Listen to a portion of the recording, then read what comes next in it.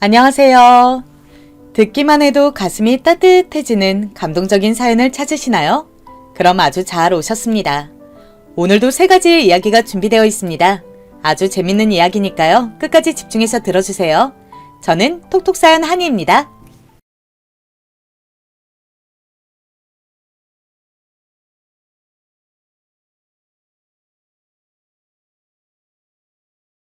여러분 안녕하세요. 저는 지방 사는 60대 여자입니다. 오늘은 저한테 일어났던 사연을 제보하려고 해요. 인생을 아주 오래 살지는 않았어도 환갑이 지나니까 확실히 경험이 많아졌습니다. 예전에는 저한테 이런 날이 올 거라고는 전혀 상상하지 못했습니다. 사연 없는 삶이 없다고 하는데 저는 제가 생각해도 인생의 굴곡이 매우 심했거든요. 도대체 어떤 일이 있었는지 궁금하시죠? 그럼 바로 시작하겠습니다. 저는 고아여서 부모의 얼굴도 모르고 자랐습니다. 그냥 제 인생의 첫 기억 자체가 보육원이에요. 시대가 시대인 만큼 다들 어려웠던 상황이었습니다. 고등학교도 나오지 못한 저는 중학교를 졸업하고 바로 일을 시작했어요. 바닷가에 살았는데 생선을 잡은 배가 들어오면 그 배에 가서 생선을 분류하고 식당에 가서 심부름을 하는 그런 일을 했습니다. 다들 어려웠던 시절이라 배가 고픈 것은 너무 일상이었어요. 열심히 뭐라도 일을 해야 배고프지 않고 먹을 수가 있었습니다. 그렇게 저는 고등학교도 다니지 않고 일부터 시작했어요. 그러다 저는 동네에서 가장 부잣집의 아들과 사랑에 빠졌습니다. 당연히 그 집의 사모님은 저를 너무 싫어했어요. 부모도 없이 학교도 다니지 않는 여자아이를 누가 좋아하겠어요? 사모님은 저만 보면 너무 노골적으로 거지라고 부르며 본인의 아들한테 떨어지라고 하셨습니다. 하지만 사람 마음이 어떻게 딱 없어지나요? 부잣집 아들과 저는 어른들 몰래 밤에 만나면서 사랑을 키웠습니다. 그리고 제가 21살 때 예기치 않은 임신까지 하게 되었어요. 결혼식도 올리지 않았는데 애가 먼저 생기게 되었습니다. 어떡해요. 성철 씨가 분명히 책임진다고 했잖아요. 그런데 저한테 이 동네를 떠나라는 말이 나와요? 사람이 어떻게 그래요? 차라리 저를 데리고 어떻게든 부모님을 설득한다고 해야 맞는 거 아니에요? 아휴, 순자야. 나도 너랑 결혼해서 살고 싶지. 그런데 현실이 그렇지 않은 것을 어떡하니? 결혼이라는 게 사랑으로 되는 게 전혀 아니야. 우리 집의 사업 때문이라도 미숙이랑 결혼해야 해. 그 대신 내 아이라는 것을 비밀로 하고 동네를 뜨면 주기적으로 찾아갈게. 알겠지? 저를 임신하게 만든 부잣집 아들인 성철 오빠는 제가 임신했다는 소식을 알리자 단번에 저를 배신했습니다. 그 전까지는 간이고 쓸개고 다 빼줄 것처럼 행동했었어요. 그런데 임신 소식을 듣자 저한테 오히려 동네를 떠나라고 하더라고요. 그때 제 나이가 너무 어리기도 했고 동네를 떠나면 당장 생계가 너무 불투명했습니다. 그래서 엉엉 울며 매달렸어요. 그러자 나중에는 성철 오빠가 저를 아예 만나주지도 않았습니다. 어렸던 저는 불러오는 배를 보며 탄식했어요. 그러다 성철 오빠의 집으로 가서 애원했습니다. 제가 대문 앞에서 오빠 이름을 부르며 우리 아이는 어떡하냐고 울자 사모님이 금방 나오더라고요. 동네 창피하게 뭐하는 짓이냐고 저에게 물과 소금을 뿌리기 시작하셨습니다. 다시는 눈앞에 띄지 말라고 하셨어요. 너무 속상하고 서러운 마음이 들었습니다. 하지만 저는 굴하지 않고 계속해서 성철 오빠의 아이를 가졌다고 알렸어요. 그러자 동네에 소문이 돌기 시작했습니다. 그리고 제 소문 때문인지 오빠는 원래 결혼하려고 했던 집과 파혼하게 되었어요. 파혼 소식이 들리자 오빠는 저를 찾아와 자기를 다시는 아는 척을 하지 말라고 했습니다. 그리고 사모님은 제가 일하던 곳을 쫓아가 일감을 아예 끊기게 했어요.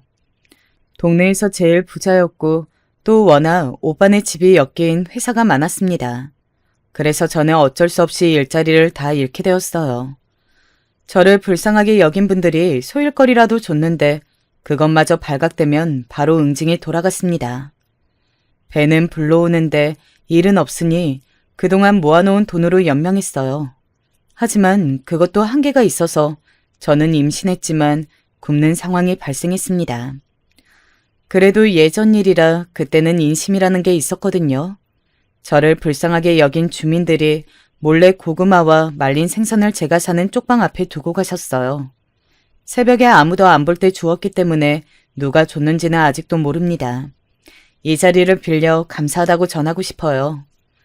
아무튼 그렇게 저는 첫째 아이를 낳게 되었습니다. 아이의 성별은 남자아이였어요.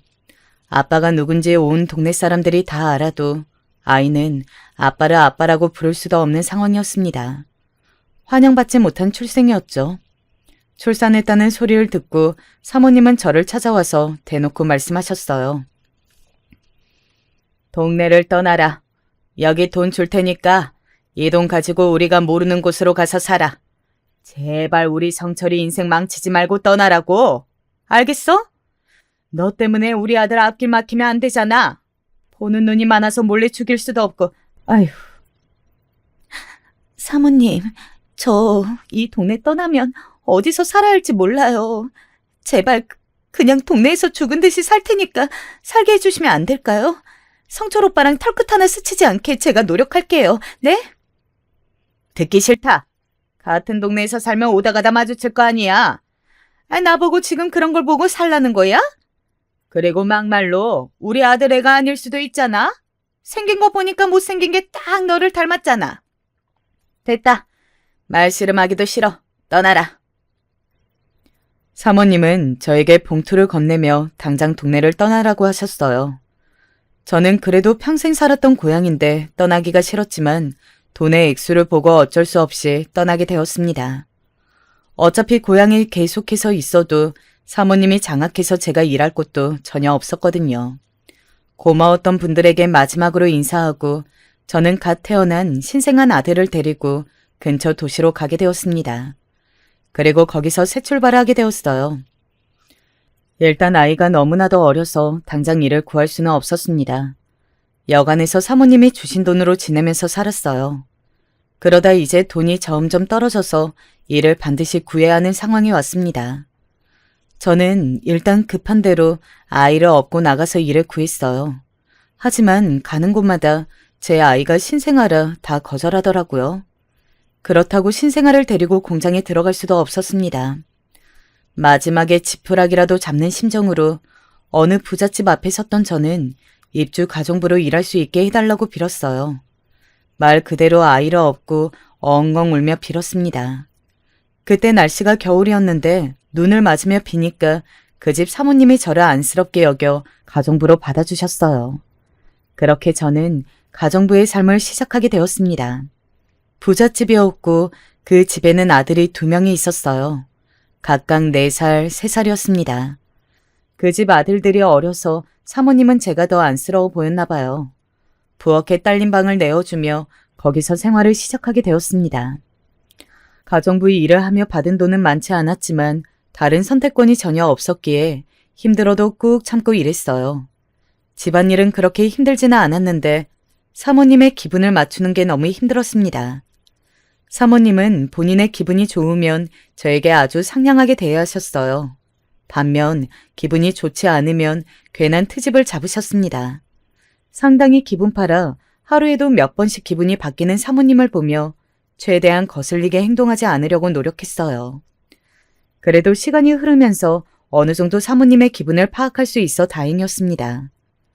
다른 것들은 다 괜찮았는데 제가 버티기 제일 힘들었던 것은 바로 우리 아들을 그 집에서 키우는 거였어요. 남의 집에서 가정부로 일하면서 육아하는 것은 생각보다 더 비참한 일이었답니다. 저는 우리 아들을 안아주었던 경험보다 그 집의 아이들을 안아주었던 날이 더 많았거든요. 사실 이때를 생각하면 우리 아들에게 지금도 미안한 마음이 들어요. 순자야, 우리 아이들 먹으라고 내가 바나나 사왔는데 그걸 너희 아들을 먹이면 어떡해? 내가 너희 아들 여기서 살게 해준다고. 그게 우리 아들처럼 똑같이 키우라는 말은 아니잖아. 사람이 눈치가 있어야지. 안 그래? 사모님, 죄송해요. 제가 먹이려고 한 건 아닌데 아들이 배고파서 형들 거 빼앗아 먹었나 봐요. 아이고, 다시는 이런 일 없도록 제가 노력할게요. 너무 죄송합니다. 재성아, 형들 간식 네가 먹으면 안 돼? 아이들이 자라면서 받는 차별은 점점 더 심해졌어요. 물론 당연히 저는 가정부였고 우리 아들은 가정부의 아들이니 똑같이 대우받을 수는 없었습니다. 그 사실을 이미 알고 있으면서 막상 남의 집 아들들의 간식은 제 손으로 만들어주면서 내 아들은 먹이지 못할 때는 너무 가슴이 아팠어요.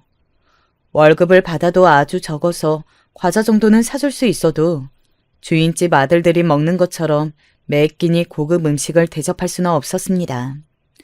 아들이 자기도 형들처럼 맛있는 것을 본인도 먹고 싶다고 울 때는 너무 가슴이 아팠습니다. 그래서 이것과 관련해서 사건도 하나 있었어요. 어느 날 사모님이 본인 아들들을 먹인다고 갈비찜을 하라고 하더라고요. 열심히 시장에 가서 장을 보고 집에 와서 갈비찜을 만들었습니다. 사모님은 갈비는 비싸니까 우리 아들한테 주지 말라고 하셨어요. 저는 속상하고 서운했지만 알겠다고 대답했습니다. 그런데 아들이 냄새를 맡고 갈비찜이 너무 먹고 싶다고 울었어요. 원래는 절대 아들에게 주지 않았는데 그날따라 아들이 너무 심하게 울더라고요. 그때 아들의 나이가 7살이라 한창 먹고 싶은 게 많은 나이이기도 했습니다. 그래서 그걸 몰래 줬는데 하필이면 그걸 사모님에게 걸렸어요. 순자야, 너 지금 장난하니? 내가 몇 번을 말해, 어? 고기처럼 비싼 음식은 우리 아들들만 먹을 수 있다고. 이럴 거면 너 그냥 나가. 나가라고. 내 집에서 당장 나가. 사모님, 죄송해요. 아이가 너무 배고파서 어쩔 수 없이 저도 그랬어요. 한 번만 봐주시면 안 될까요? 네? 제발요. 제가 진짜 다시는 재성이 부엌에 못 오게 할게요. 사모님은 제가 아들에게 갈비찜을 먹이는 것을 보고 크게 화를 내셨어요. 그러면서 저를 진심으로 내쫓으려고 하셨습니다. 결국 저는 엉엉 울며 무릎까지 꿇고 빌었고 겨우 용서를 받게 되었어요. 그때부터 저는 적은 월급이어도 길을 쓰고 모으기 시작했습니다. 그전까지는 아이한테 주인집 아들들의 반이라도 따라가라고 많이 썼거든요. 그 이후에 아이들이 다 학교에 입학하고는 더 상황이 심각해졌습니다. 주인집 아이들이 크면서 우리 아들을 많이 괴롭혔어요. 우리 아들이 제게 울면서 형들이 괴롭힌다고 할 때는 너무 가슴이 아팠습니다. 하지만 그렇다고 주인집 아들들을 혼낼 수도 없었으니 제 속이 말이 아니었어요. 시간이 흐르면서 아들은 더 고통스러워했어요. 주인집 아들들도 그렇지만 학교에 갔더니 놀림을 많이 당해서 힘들어했습니다. 그래서 저는 아들이 더 상처받기 전에 그 부잣집을 나오게 되었어요. 제가 일하는 것에 비해 돈을 매우 적게 받아서 사모님은 막상 나간다고 하니까 저를 붙잡았습니다. 하지만 저는 흔들리지 않았어요. 그리고 모은 돈으로 다시 새로운 지역으로 가려고 했습니다. 그런데 순간 머릿속에 우리 아들의 아빠인 성철 오빠가 떠올랐어요. 저는 이렇게 비참하게 사는데 성철 오빠는 어떻게 살고 있는지 궁금하더라고요. 그래서 아들의 손을 잡고 본격적으로 다른 지역에 가기 전에 고향에 들렀습니다. 오랜만에 간 고향은 바뀐 게 전혀 없었어요. 너무 그대로라 오히려 놀랄 지경이었습니다. 성철 오빠의 집은 여전히 으리으리했어요. 문 앞에서 아들의 손을 잡고 쳐다보는데 순간 대문이 열리고 성철 오빠가 나왔습니다. 오빠의 옆에는 아내로 보이는 사람과 자식으로 보이는 남자아이와 여자아이 한 명씩 총 2명이 있었어요. 오빠는 너무나도 행복해 보이는 웃음을 짓고 있었습니다. 아내와 다정하게 차를 타고 이동하는 모습을 한참 동안 지켜봤어요. 아들이 옆에서 저게 누구냐고 물어도 저는 대답할 수가 없었습니다. 대신 속으로 반드시 성공해야겠다고 생각했어요. 임신하고 출산해서 아이가 10살이 될 때까지 겪은 일만 나열해도 이 정도였답니다. 물론 그때는 이후에 일어난 일이 더 파란만장할지는 전혀 예상하지 못했어요. 그렇게 성철 오빠가 너무 제 생각보다 잘 지내는 것을 두 눈으로 목격하고 바로 아들의 손을 잡고 고향을 떠났습니다. 오랜만에 간 고향이라 아는 분들과 인사라도 할까 했지만 일부러 그러지 않았어요. 나중에 성공하면 그때 당당하게 와야겠다고 생각했습니다. 그리고 저는 무작정 아들과 함께 서울로 올라왔어요. 서울에 있는 달동네에서도 가장 꼭대기에 있는 허름한 쪽방 하나를 얻었습니다. 그리고 바로 일자리를 알아보았어요. 가정부로 일하면 아들이 상처받으니까 제일 먼저 제외하고 구했습니다. 아들도 어느 정도 커서 식당에서 바로 일을 시작했어요. 마침 집 근처에 시장이 있었거든요. 그 시장에 국밥집이 있었는데 거기서 일하게 되었습니다. 국밥집이라 영업시간이 아침 새벽부터 시작했기 때문에 아들이 등교하기 전에 출근했어요. 쉬는 날은 오로지 일요일 하루뿐이었습니다. 저는 어차피 친정도 없었고 가족이라고는 아들뿐이라 괜찮았어요. 아들과 오랜 시간을 보내지 못해 그게 아쉬울 뿐이었습니다. 재성이 어머님 오셨어요? 어쩜 재성이는 성실하고 착하고 공부까지 잘하는지 몰라요. 제가 가만히 보고만 있어도 뿌듯해요. 이대로만 간다면 분명히 좋은 결과를 받을 수 있을 거예요.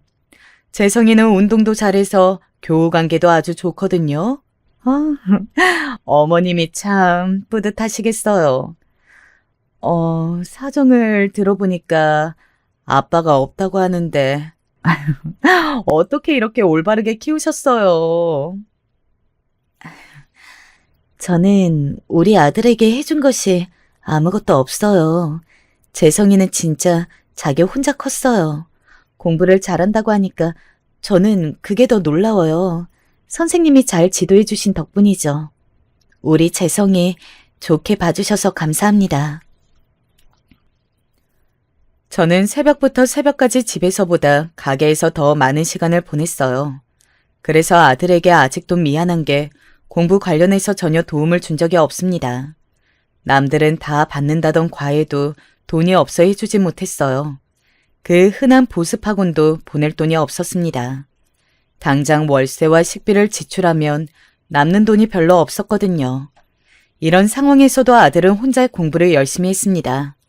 학부모 상담하러 학교에 가면 선생님들이 늘 좋은 말씀을 해주셨어요.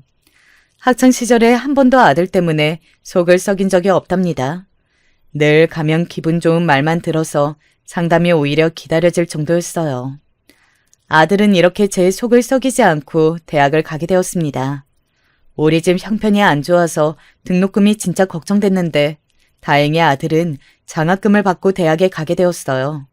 기특한 아들은 대학에 가서 본인이 과외로 돈을 벌며 생활비를 보태주었습니다. 저는 아들에게 해준 것도 없는데 아들이 저에게 용돈을 주니까 너무 미안했어요. 항상 미안하다고 했더니 아들은 그럴 때마다 웃으면서 본인 키우느라 고생했다고 하더라고요. 아들은 법학과에 진학해서 변호사가 되는 것이 꿈이었습니다. 저는 아버지도 없이 본인의 존재를 부정당하며 자란 아들이 안쓰러웠어요. 물론 아들은 자세한 상황은 알지 못합니다. 제가 아들이 아빠에 관해 물으면 한 번도 얘기를 꺼낸 적이 없어요. 아빠 없이 자라면서 어릴 때는 남의 집에서 살게 시켜 미안하고 또 미안했습니다. 그런데 아들은 한 번도 저를 원망한 적이 없어요. 아들이 변호사가 되기 위해 군대를 다녀오고 본격적으로 공부할 때 옆에 여자친구도 있었습니다. 그 친구는 우리 아들이 군대에 갔을 때도 기다려준 친구였어요. 저도 자연스럽게 알게 되었는데 텔레비전에 나오는 연예인들처럼 예쁜 여자였습니다. 우리 아들하고 만나는 게 어찌나 보기 좋았는지 몰라요. 그리고 아들이 변호사를 준비하며 공부할 때에도 옆에서 얼마나 지극정성으로 해줬는지 모릅니다. 저는 일하느라 바빠서 아들이 공부하는 것을 알면서도 제대로 챙겨주지 못했거든요. 그런데 그 여자친구는 우리 아들을 따라다니며 맛있는 도시락도 싸주고 심지어 옷까지 사입혔어요. 하고 다니는 거나 아들을 통해 들은 얘기로는 여자친구가 꽤 사는 집안의 딸인 것 같았습니다. 그렇게 아들은 몇 년의 공부 끝에 결국 변호사가 되었어요. 엄마, 나 변호사 됐으니까 이제 결혼할래요. 나 군대 갔을 때부터 기다려줬던 주연이랑 평생을 함께하고 싶어요. 엄마도 몇 번 봐서 알 텐데 예쁘고 착하잖아요. 이런 여자라면 나 평생 행복하게 살 수 있을 것 같아요. 그래, 엄마는 너무 좋아. 다만 우리 집이 형편이 안 좋아서 너희 결혼하는데 많은 돈을 주지 못해서 그게 너무 미안하다. 주연이 집에서는 뭐래? 괜찮다고 하셨어? 엄마는 언제든지 환영이야. 사실 주연이네 집이 되게 잘 살잖아요. 부모님이 교수라서 돈이 부족한 집은 절대 아니에요. 그런데 제 사정을 듣더니 어려운 환경에서 열심히 살았다고 오히려 좋으시대요. 결혼 관련해서 드는 비용은 다 본인들이 알아서 하신다고 하셨어요. 엄마는 걱정하지 마세요. 아들은 변호사가 되고 바로 만났던 여자친구와 결혼을 준비하게 되었어요. 저도 이미 몇 번 봐서 아는데 참 착하고 예의 바른 아가씨였거든요. 그런데 여러분도 아시겠지만 결혼은 사랑으로 되는 게 아니잖아요. 아들이 아무리 직업이 변호사라도 제가 전혀 능력이 없으니 현실적으로 걱정을 많이 했습니다. 저도 이런 경우를 대비해서 돈을 모으긴 했는데 턱없이 부족했거든요. 그런데 그런 걱정은 사돈을 뵙고 사라지게 되었습니다. 상견례 때는 너무 긴장해서 속이 울렁거릴 정도였어요. 저는 제가 결혼식도 올리지 못하고 아들을 낳아서 상견례 자체를 해본 적이 없잖아요. 친정 부모님도 안 계셔서 오로지 가족은 우리 아들뿐이었어요. 형제가 있는 것도 아니었고 고향에서 떠나서 지역을 여러 번 옮겨서 아는 사람도 없었죠. 반면 사돈은 두 분이 다 대학 교수였습니다. 어쩐지 아들의 여자친구를 보면 자라면서 고민을 전혀 해본 적이 없어 보였어요. 해맑고 사랑받고 자란 게 눈에 띄는 친구였습니다. 아무튼 그렇게 상견례를 하러 갔는데 저는 초라해 보일까봐 걱정을 많이 했었어요. 아들은 그걸 알고 저를 백화점에 데려가서 머리부터 발끝까지 꾸며줬는데도 스스로가 작아 보이더라고요. 그런데 다행히 사돈께서 저를 너무 환영해 주셨습니다. 우리 아들 칭찬을 계속해서 하더라고요. 저는 아들에게 해준 것도 없는데 학창시절 선생님들부터 사돈까지 다 제가 잘 키웠다고 해주셔서 얼마나 황송했는지 모릅니다. 결혼식에 들어가는 비용이나 신혼집은 본인들이 알아서 하겠다고 저한테 신경 쓰지 말라고 하는 모습을 보고 참 감사했어요. 필요 없는 예단이나 예물은 생략하고 그렇게 결혼식을 올리게 되었습니다. 저는 아들이 결혼하면 평생 이제 걱정을 안 할 줄 알았어요. 하지만 그건 제 착각이었다는 것을 결혼식 후에 알게 되었습니다. 아들 부부는 신혼여행을 다녀와서 저를 바로 보러 왔어요. 며느리나 어찌나 싹싹한지 저를 위한 가방을 사왔다고 주더라고요. 어차피 들고 갈 곳도 전혀 없었는데 마음이 너무 예뻤습니다. 결혼하고 며느리는 집에서 학생들을 가르쳤어요. 전공이 바이올린이었는데 저도 연주를 들어봤더니 너무 훌륭했습니다. 아들이 결혼하고 한동안 저는 아주 행복했어요. 왜냐하면 며느리가 딸처럼 저를 데리고 여기저기 놀러 다녔거든요. 덕분에 며느리의 어머니인 사돈까지 셋이서 여행도 다닐 정도였습니다. 사돈은 성격이 매우 온화하고 밝은 분이셨어요. 가만히 보고 있으면 모녀가 참 예뻤습니다. 성격이 매우 좋은 며느리 덕분에 제주도로 같이 셋이서만 여행을 다녀온 적도 있어요. 며느리는 중간에서 본인 엄마도 챙기고 저도 챙길 정도로 성격이 좋았습니다. 딸이 없던 저에게 며느리는 딸이 되어주었고 또 친구가 전혀 없는 저에게 사돈은 제 친구였어요. 이렇게 평생 늙어갈 수 있으면 얼마나 좋을까 생각하게 되었습니다. 하지만 그것도 겨우 1년이 지나자 그럴 수가 없었어요. 왜냐하면 사돈이 암에 걸려 투병하게 되었거든요. 세아가, 내가 사돈 돌볼 테니까 가서 넌 할 일 해라, 응? 나는 어차피 이제 몸도 안 좋아서 식당에 나가지도 못하잖아. 사돈 돌보면서 같이 말동무도 하고 안 심심해서 좋아. 그러니까 걱정하지 말고 가서 레슨하렴. 네가 네 인생을 살아야 사돈도 더 행복해 하셔. 어머니, 진짜 제가 너무 죄송하고 또 죄송해요. 우리 엄마를 이렇게 옆에서 간호해주는 게 우리 시어머니라니 저는 믿기지 않아요. 이 은혜 절대 잊지 않을게요. 우리 엄마 잘 부탁드려요. 이따 저녁에 남편하고 다시 들릴게요. 사돈은 갑작스레 쓰러져서 병원에 갔더니 위암이라는 소리를 들었어요. 그리고 점점 상태가 안 좋아지면서 투병 생활을 시작하게 되었습니다. 저는 그때 평생 일해서 몸이 좋지 않았거든요. 그래서 식당 일을 관두고 집에서 할 일이 없으니 사돈 병간호를 자처했습니다. 며느리는 제가 사돈을 간호하자 고마워했어요. 사돈도 아픈 와중에 저에게 고맙다고 계속 말씀하셨습니다. 병간호라는 게 쉬운 일은 전혀 아니지만 그래도 저는 힘들지 않았어요. 워낙 인품이 좋은 사람이라 옆에서 말동무만 해도 시간 가는 줄 몰랐거든요. 그렇게 3년의 투병 끝에 사돈은 하늘로 가게 되었습니다. 그때 며느리가 너무 많이 슬퍼했어요. 저는 평생 엄마와 아빠가 없어서 며느리의 마음을 다 이해하지는 못했습니다. 하지만 너무 슬퍼하는 며느리를 보니 저도 눈물이 나오더라고요. 그렇게 같이 울면서 힘든 시간을 버텨냈습니다. 사실 사돈이 돌아가시기 전에 저에게 따로 말한 게 있어요. 바로 며느리를 부탁한다는 말씀이셨습니다. 염치 없지만 본인 딸이 너무 걱정된다고 하셨어요. 다른 것은 전혀 문제가 되지 않지만 딸 걱정에 편히 눈을 감을 수가 없다고 하셨습니다. 그래서 저는 아들을 데리고 와서 사돈 앞에서 말했어요. 우리가 무슨 일이 있어도 따님을 지켜주겠다고 했더니 그제야 편안한 미소를 지으셨습니다. 저는 이미 그때는 며느리가 제 딸이라고 생각했기 때문에 진심으로 한 말이었어요. 며느리는 본인 엄마가 돌아가시자 저에게 더 잘했습니다. 원래도 저한테 먼저 연락하고 찾아왔는데 사돈이 하늘로 가고 저를 엄마라고 생각하는지 더 가까워졌어요. 아들이 결혼하고 딸이 생긴 기분이라 얼마나 좋았는지 모릅니다. 다만 한 가지 문제가 있었어요. 그건 바로 며느리의 임신 문제였습니다. 알고 봤더니 며느리는 선천적으로 자궁이 좋지 못했어요. 그래서 임신에 무리가 있었습니다. 결혼하고 소식이 전혀 없었지만 제가 직접적으로 묻지는 않았거든요. 어차피 사돈이 투병하고 있어서 임신이 문제가 아니기도 했고요. 그런데 사돈이 하늘로 가고 며느리가 저에게 슬쩍 말하더라고요. 이제 남편하고 같이 병원에 다니기로 했어요. 병원에 가서 검사했더니 자연적으로 임신하는 것은 저한테 무리래요. 아직 나이가 많은 편은 아니라서 일단 시험관으로 해보기로 했어요. 엄마 돌아가시고 나니까 아이에 관한 욕망이 더 생겼어요. 그래서 남편하고 꾸준히 준비해보려고요. 어머니, 우리 부부를 위해서 기도해 주세요.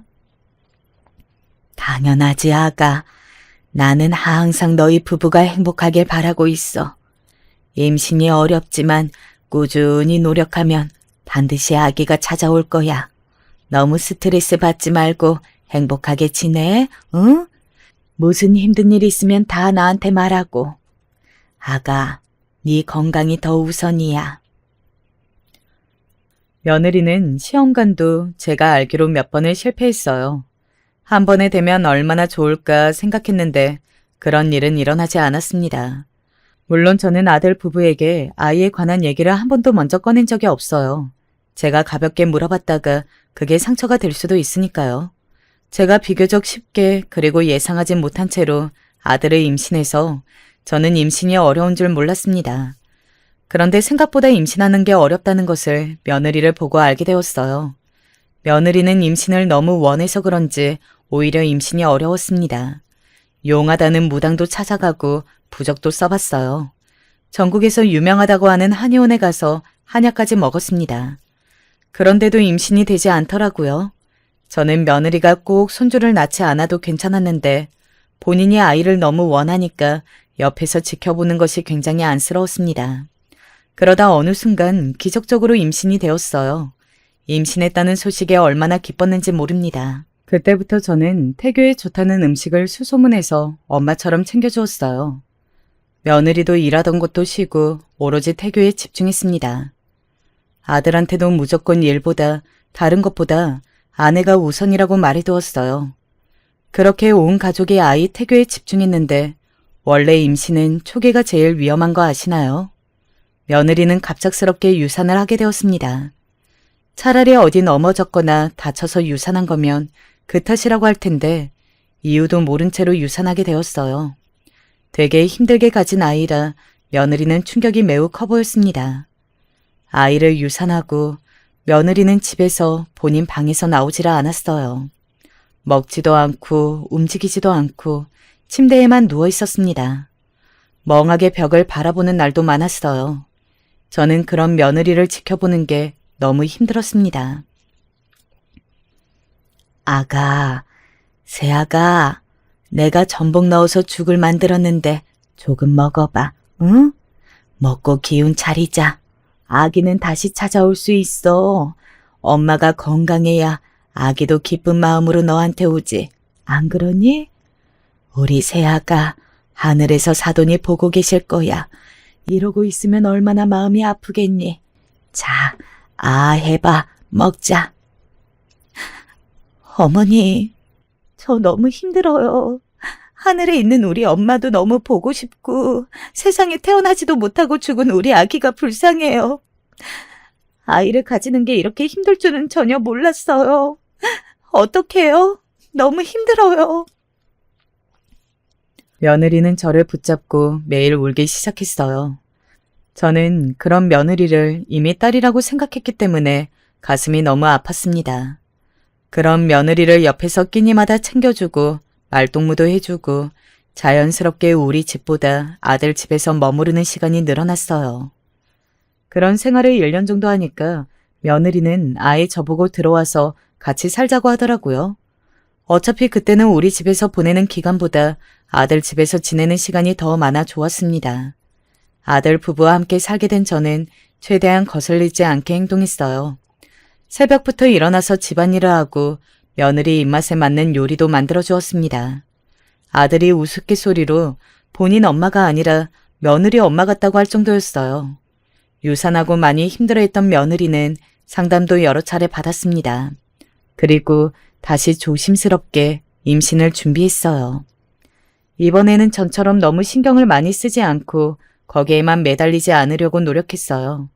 그래서 바쁜 아들과 사돈 어른을 대신해서 제가 며느리를 데리고 여행도 많이 다녔습니다. 며느리도 저를 엄마처럼 생각하기 시작했어요. 둘이 제주도에 가서 바다를 보며 많은 얘기도 나누었습니다. 그렇게 마음을 비우고 편안한 상태로 있자 바로 임신이 되었어요. 이번에는 너무 태교에 매달리지 않기로 약속했습니다. 확실히 며느리의 표정도 예전보다 훨씬 가벼워 보였어요. 입덧이 있는 편이었던 며느리는 오로지 제 음식만 멀쩡하게 먹었습니다. 식당에서 사 먹는 것은 냄새를 맡는 것조차 힘들어했어요. 그래서 임신한 내내 제가 시장에서 직접 장을 보고 요리를 해주었습니다. 냉장고에 들어갔다 나온 음식을 먹이기 싫어 끼니마다 새로 해서 요리했어요. 유산하고 살이 너무 많이 빠져서 뼈가 앙상했던 며느리는 덕분에 살이 붙기 시작했습니다. 우스갯소리로 며느리가 저 때문에 돼지가 됐다고 웃을 정도였어요. 저는 그렇게 살이 오른 며느리를 보며 뿌듯한 기분이 들었습니다. 진짜 이때는 우리 아들보다 며느리에게 신경을 썼어요. 돌아가신 사돈에게도 떳떳하게 말할 수 있을 지경이었습니다. 어머니, 아들이에요. 저는 성별은 아무 상관이 없었지만 아빠가 아들이라고 하니까 좋아하셨어요. 힘들게 가진 아이라 너무 애틋해요. 하늘에 있는 우리 엄마도 좋아하시겠죠? 아들을 낳고 나니까 진정한 어른이 된 기분이에요. 아들을 위해서라면 그 어떤 것도 할 수 있을 것 같아요. 아들이니? 축하한다. 나도 성별은 아무 상관이 없어. 그저 우리 새아가가 건강하길 더 바라고 있지. 아가, 혹시 먹고 싶은 거 없니? 내가 무엇이든 만들어줄 테니까 말해봐. 미역국이랑 죽, 갈비찜 같은 것들은 당연히 해줄 거고. 또 없어? 며느리는 손자를 우량하러 나왔어요. 워낙 우여곡절이 많았던 아기라 저도 애틋했습니다. 손자의 얼굴은 며느리를 뚝 닮았더라고요.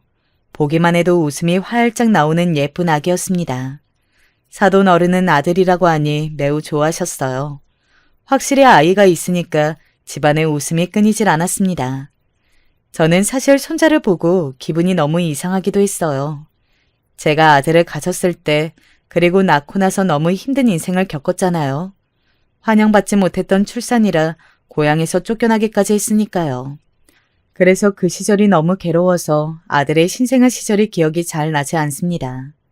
또 너무나도 어렸던 아들을 데리고 남의 집에서 가정부 생활을 해서 눈치 보느라 아들을 어떻게 키웠는지 기억이 안 나요. 그 집 아들들을 키우느라 우리 아들에게 소홀했었거든요.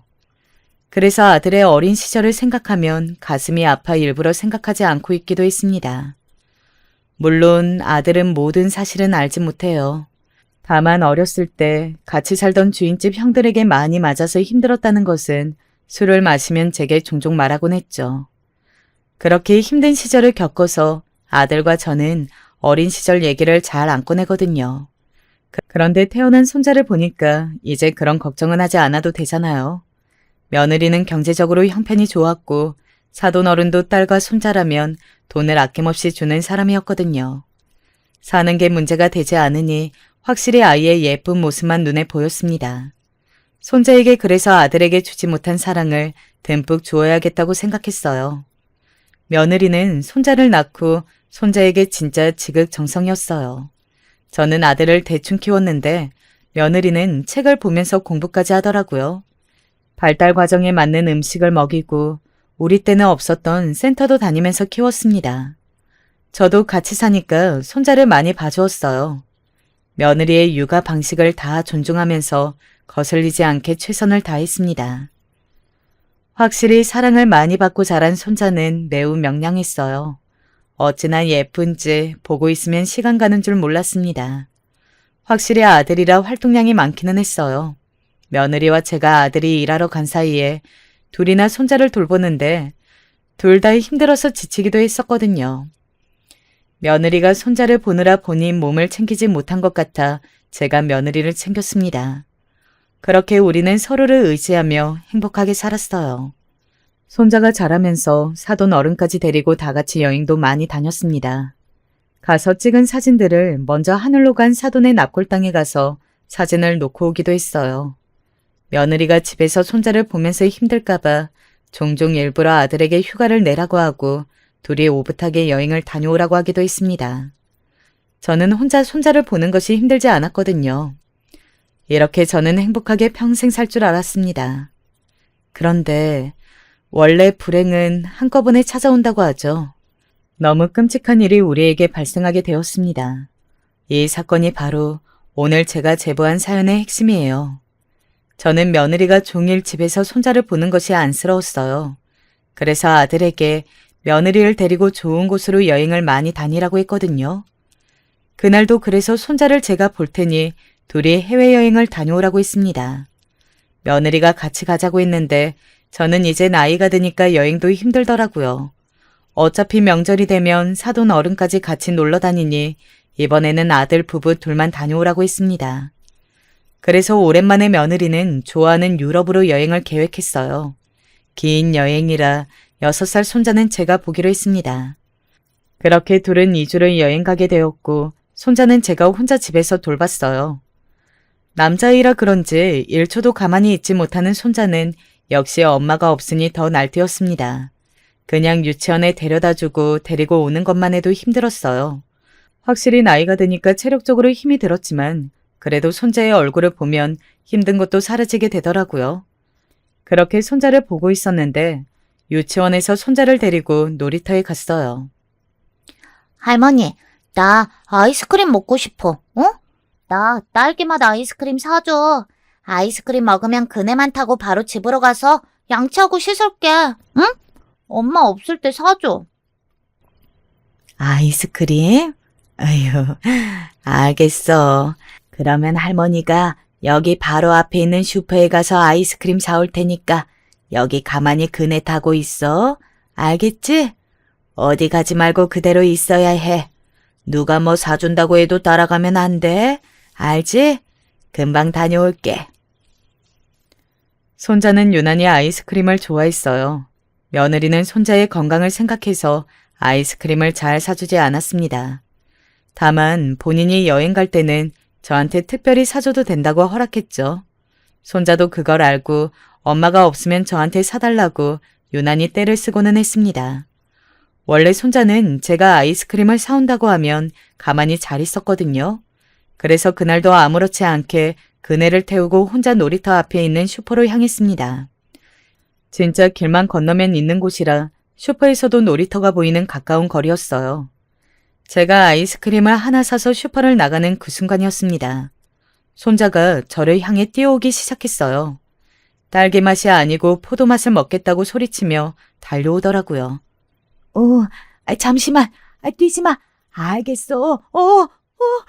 성민아, 성민아, 어떡해. 성민아, 저기요, 119 좀 불러주세요. 어머, 어떡해. 손자는 저를 보고 달려오다 그만 사고가 나게 되었습니다. 슈퍼로 배달 오는 트럭과 부딪혔거든요. 저는 바로 트럭으로 달려가서 밑에 가서 손자를 보았어요. 손자는 그때까지는 아직 의식이 있던 상태였습니다. 119를 불러서 병원으로 향하는데 평소에 제가 종교가 없지만 하느님과 부처님, 온갖 신들에게 다 빌었어요. 제발 목숨만 살려달라고 얼마나 빌었는지 모릅니다. 병원에 갔더니 의사가 보자마자 바로 수술실로 데려갔어요. 저는 수술실 앞에서 벌벌 떨며 문이 열리길 기다렸습니다. 그리고 아들 부부에게 연락했어요. 하필 유럽이라 제대로 연락이 되지 않더라고요. 급한 대로 사돈 어른에게 연락해서 병원으로 오라고 했고 마침내 아들과 며느리와 연락이 되었습니다. 나중에 아들에게 듣기론 며느리가 손자 소식을 듣고 거기서 정신을 잃고 쓰러졌다고 하더라고요. 바로 비행기표를 끊어 한국으로 오는 아들 부부의 연락을 들었어요. 현실이 믿기지 않아 눈물도 나오지 않았습니다. 손자는 수술이 매우 길었어요. 수술실 앞에서 사돈 어른하고 둘이 초조하게 문이 열리기를 기다렸습니다. 그리고 아들 부부가 도착하기 전에 수술이 끝났고 의사가 말했어요. 죄송합니다. 환자가 너무 어려서 수술을 견디지 못했어요. 이대로 더 수술을 진행하면 아이에게 못할 짓인 것 같습니다. 본인이 너무 힘들어요. 이만 보내주는 게 맞는 것 같아요. 지금 의식도 없습니다. 사돈 어른은 저 소리를 듣고 그 자리에서 풀썩 주저앉으셨어요. 그러더니 목 놓아 울기 시작했습니다. 사돈 어른이 우는 것을 저는 그때 처음이자 마지막으로 보았어요. 그렇게 아들 부부가 도착했을 때는 이미 손자는 하늘로 간 뒤였습니다. 공항에서 바로 달려온 며느리는 얼굴이 눈물로 뒤덮여 있었어요. 죽은 손자를 붙들고 며느리는 한참이나 울었습니다. 듣기가 너무 힘들 지경이었어요. 아들도 오열하고 다들 우는데 저만 눈물이 나오지 않았습니다. 죄책감이 들어서 울면 안 될 것 같았거든요.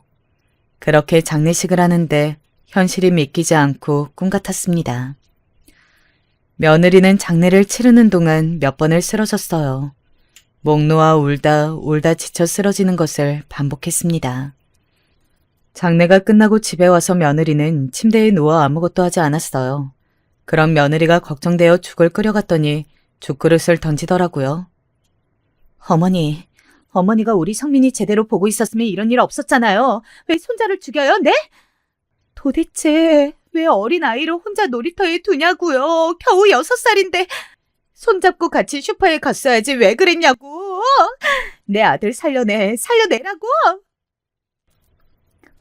며느리는 제 얼굴을 보면 계속해서 원망하며 화를 냈습니다. 저는 그런 며느리를 이해했어요. 워낙 힘들게 유산까지 했다가 다시 생긴 아이잖아요. 게다가 유일한 자식이었고요. 제가 봐줄 테니 마음 놓고 여행을 가라고 했는데 생긴 일이라 얼마나 미안했는지 모릅니다. 며느리한테도 그리고 죽은 손자한테도 너무 미안해서 죄책감이 들었어요. 집을 둘러보면 손자의 흔적이 가득 남아 있었습니다. 냉장고를 열면 손자에게 주려고 사놓은 간식도 많았어요. 거실에는 손자의 장난감이 가득했습니다. 저도 도저히 괴로워서 있을 수가 없더라고요. 아들도 손자가 죽고 잠을 못 자고 거실에서 손자 장난감을 만지며 우는 날이 많았어요.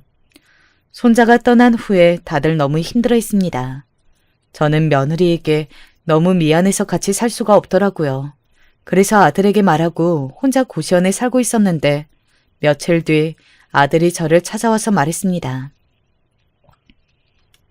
엄마, 나 이혼하기로 했어요. 아내가 도저히 한국에서 못 살겠대요. 장인어른이 미국으로 넘어간다고 하셨는데 따라가기로 했다고. 이혼하자고 하더라고요. 한국에 살면 자꾸 아들 생각이 나서 살 수가 없대요. 그래서 합의 이혼하기로 했어요. 엄마, 나 너무 힘들어요. 그러니, 그렇구나. 엄마가 우리 아들한테 참 미안하다. 나 때문에 이렇게 일이 일어났어. 너무 미안해. 진짜 내가 다 잘못이다. 나 때문에 이렇게 된 거야. 미안하다.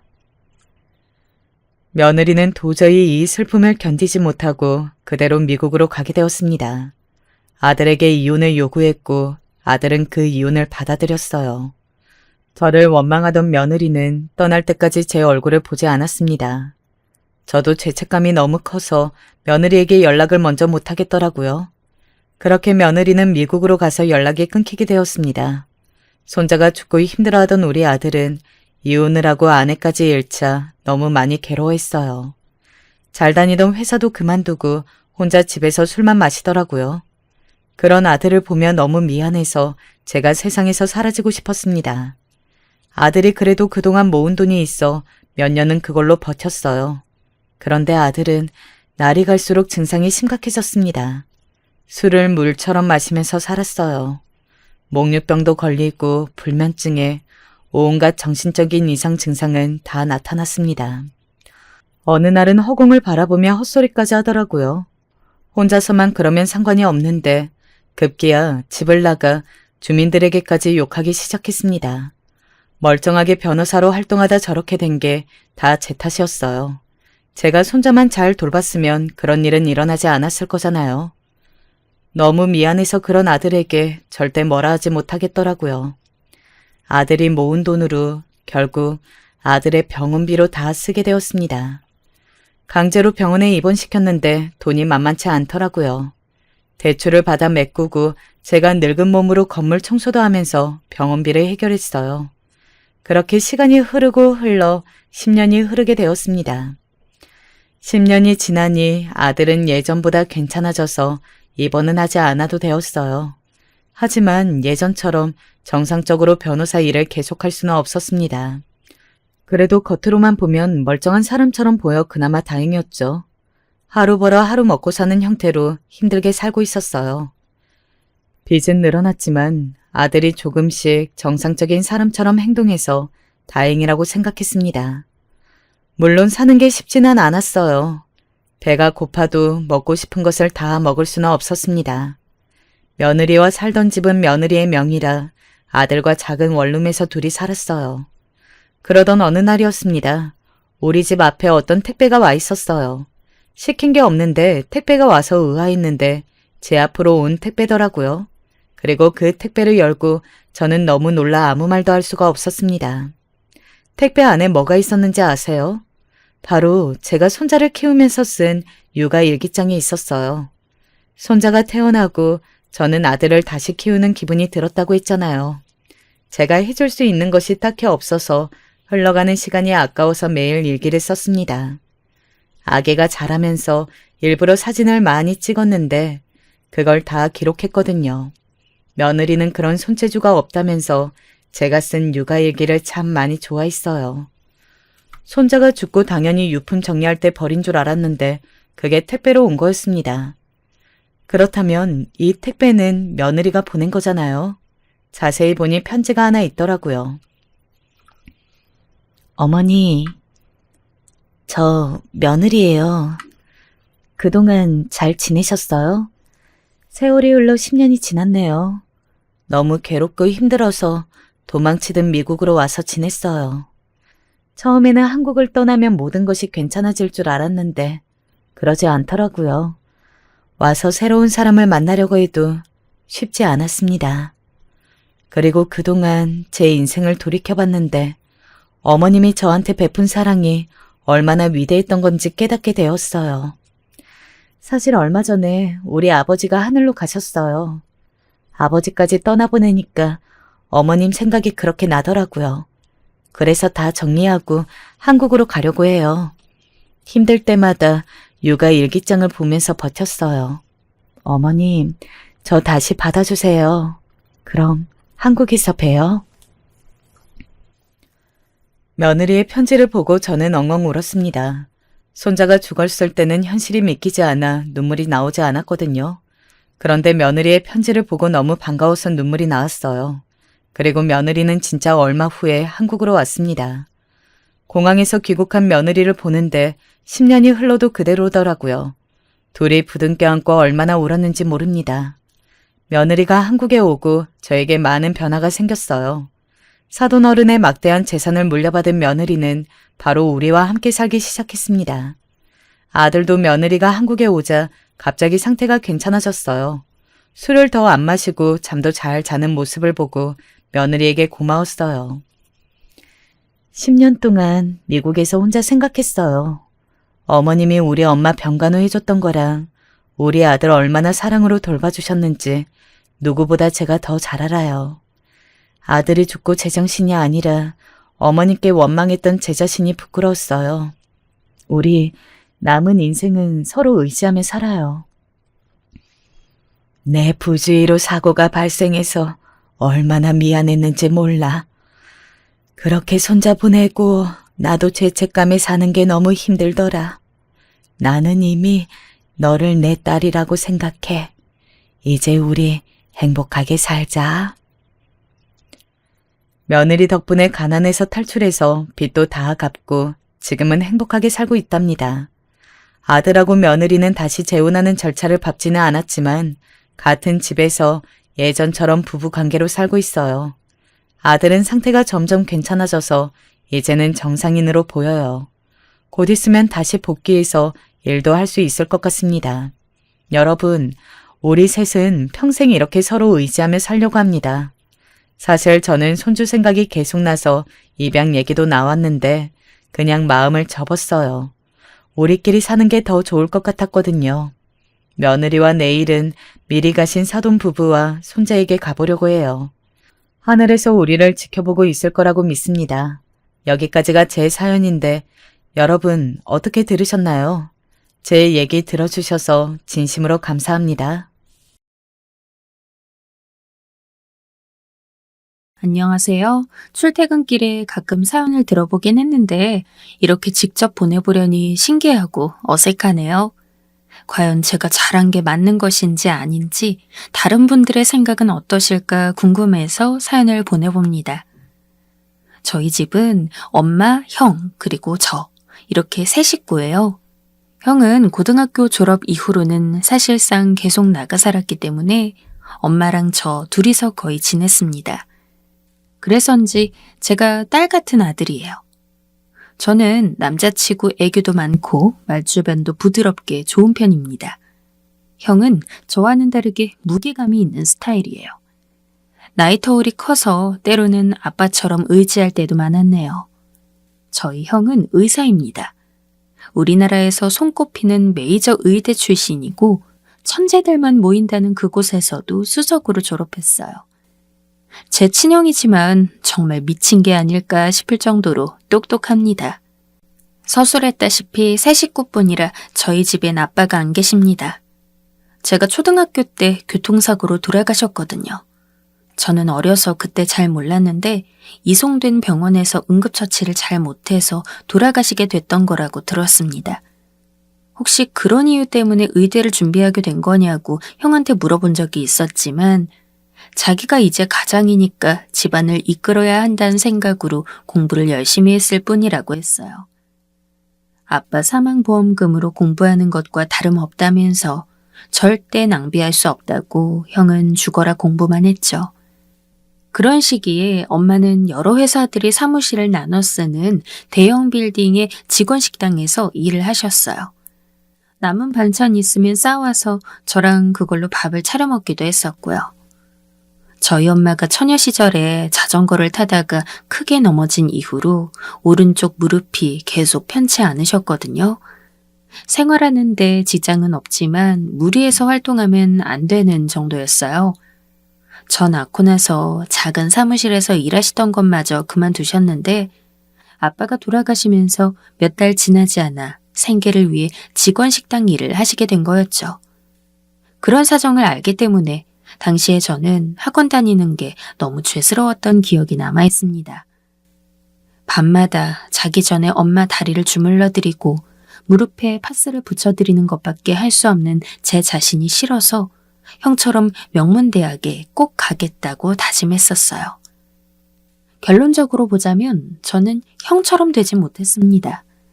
제가 대학도 잘 갔고 성적도 좋았지만 공부량 끝판왕인 의대를 다니면서 과외까지 뛰었던 형은 진짜 독종이었기 때문에 그 업적에는 못 미쳤네요. 이렇듯 형은 집안의 자랑이자 아빠가 돌아가시고 저희 집을 신경 써줄 형편의 친척들이 없었던 상황에서 유일하게 믿고 기댈 수 있는 기둥이었습니다. 솔직히 형도 그땐 어렸는데 얼마나 힘들었을까 싶어요. 형이 털어놓기를 너무 지칠 때면 제 생각하면서 무너지지 않고 버텼다 하더라고요. 형제끼리 이런 경우가 드물 거라 생각하는데 저희 형은 세상에서 가장 사랑하는 사람으로 저를 꼽는 사람입니다. 저 학창시절에 형이 진지하게 당부한 부분이 있었는데요. 바로 저를 괴롭히거나 왕따시키는 놈이 있으면 자기한테 꼭 말하는 거였죠. 혹시 친구가 아니라 선생님이 그럴지라도 자기한테 말하면 반드시 해결해주겠다고 했어요. 그때 형이 군인이어서 머리도 빡빡이었는데 눈 부라리면서 그러니까 공포더라고요. 학교 일진보다도 더 무서웠어요. 그렇게 저를 아끼는 형이 저에게 주입시킨 것이 하나 있습니다. 엄마 속 썩이면 가만 안 두겠단 거예요. 무조건 제 편인 형이 유일하게 안 봐주는 영역이 바로 엄마입니다. 엄마 속상하게 만들면 아무리 저라도 두드려 패겠다는 것이 형의 지론인데요. 그래놓고는 제가 살면서 본 엄마의 모습 중에 가장 머리 싸매고 힘들어 보인 모습의 원인은 형이었습니다. 대쪽 같은 형은 의대를 나와 기어이 의사까지 된 장한 아들이었으나 저희 엄마를 수심 깊은 사람으로 만들어버렸어요. 왜냐하면 단 한 번도 엄마에게 여자친구라는 존재를 들이민 적이 없었기 때문입니다. 형이 벌써 나이가 30 중반이 넘어가는데 이대로 혼자 늙어 죽는 거 아니냐고 엄마의 걱정이 날로 들어갔죠. 제가 연예인을 예로 들면서 요즘엔 남자 나이 40도 괜찮다고 아직 형은 여유가 있다고 말을 해줬는데도 엄마를 달래기엔 역부족이었어요. 여자가 없는 이유가 뭐고 결혼을 안 서두르는 이유는 또 뭐냐면서 엄마는 틈만 나면 형을 들들 볶으려 했고 제가 중간에서 아주 애를 써야만 했습니다. 거의 형을 엄마의 잔소리로부터 보호해주는 역할이었죠. 힘들게 공부해서 성공을 이뤄냈고 사랑하는 가족을 부양하며 행복하게 지내는 형의 사생활을 존중해 주어야 마땅했으니까요. 그런데 엄마의 심정도 10분 이해가 갔습니다. 그럴 수밖에 없는 게 저희 형이 비단 의사 타이틀을 가졌을 뿐만 아니라 외모가 정말 괜찮거든요. 엄마의 왕방울만한 눈매를 똑 닮아서 이목구비가 뚜렷한 미남입니다.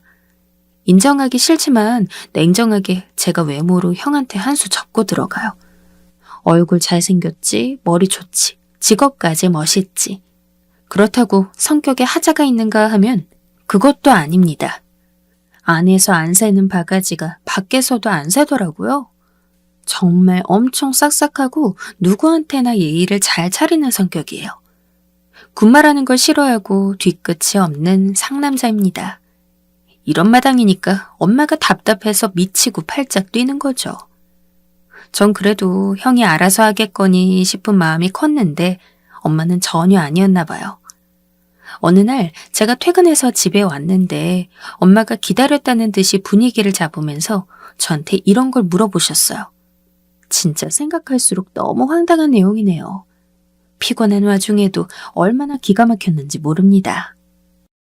너희 형, 암만 해도 혹시 그거 아니냐?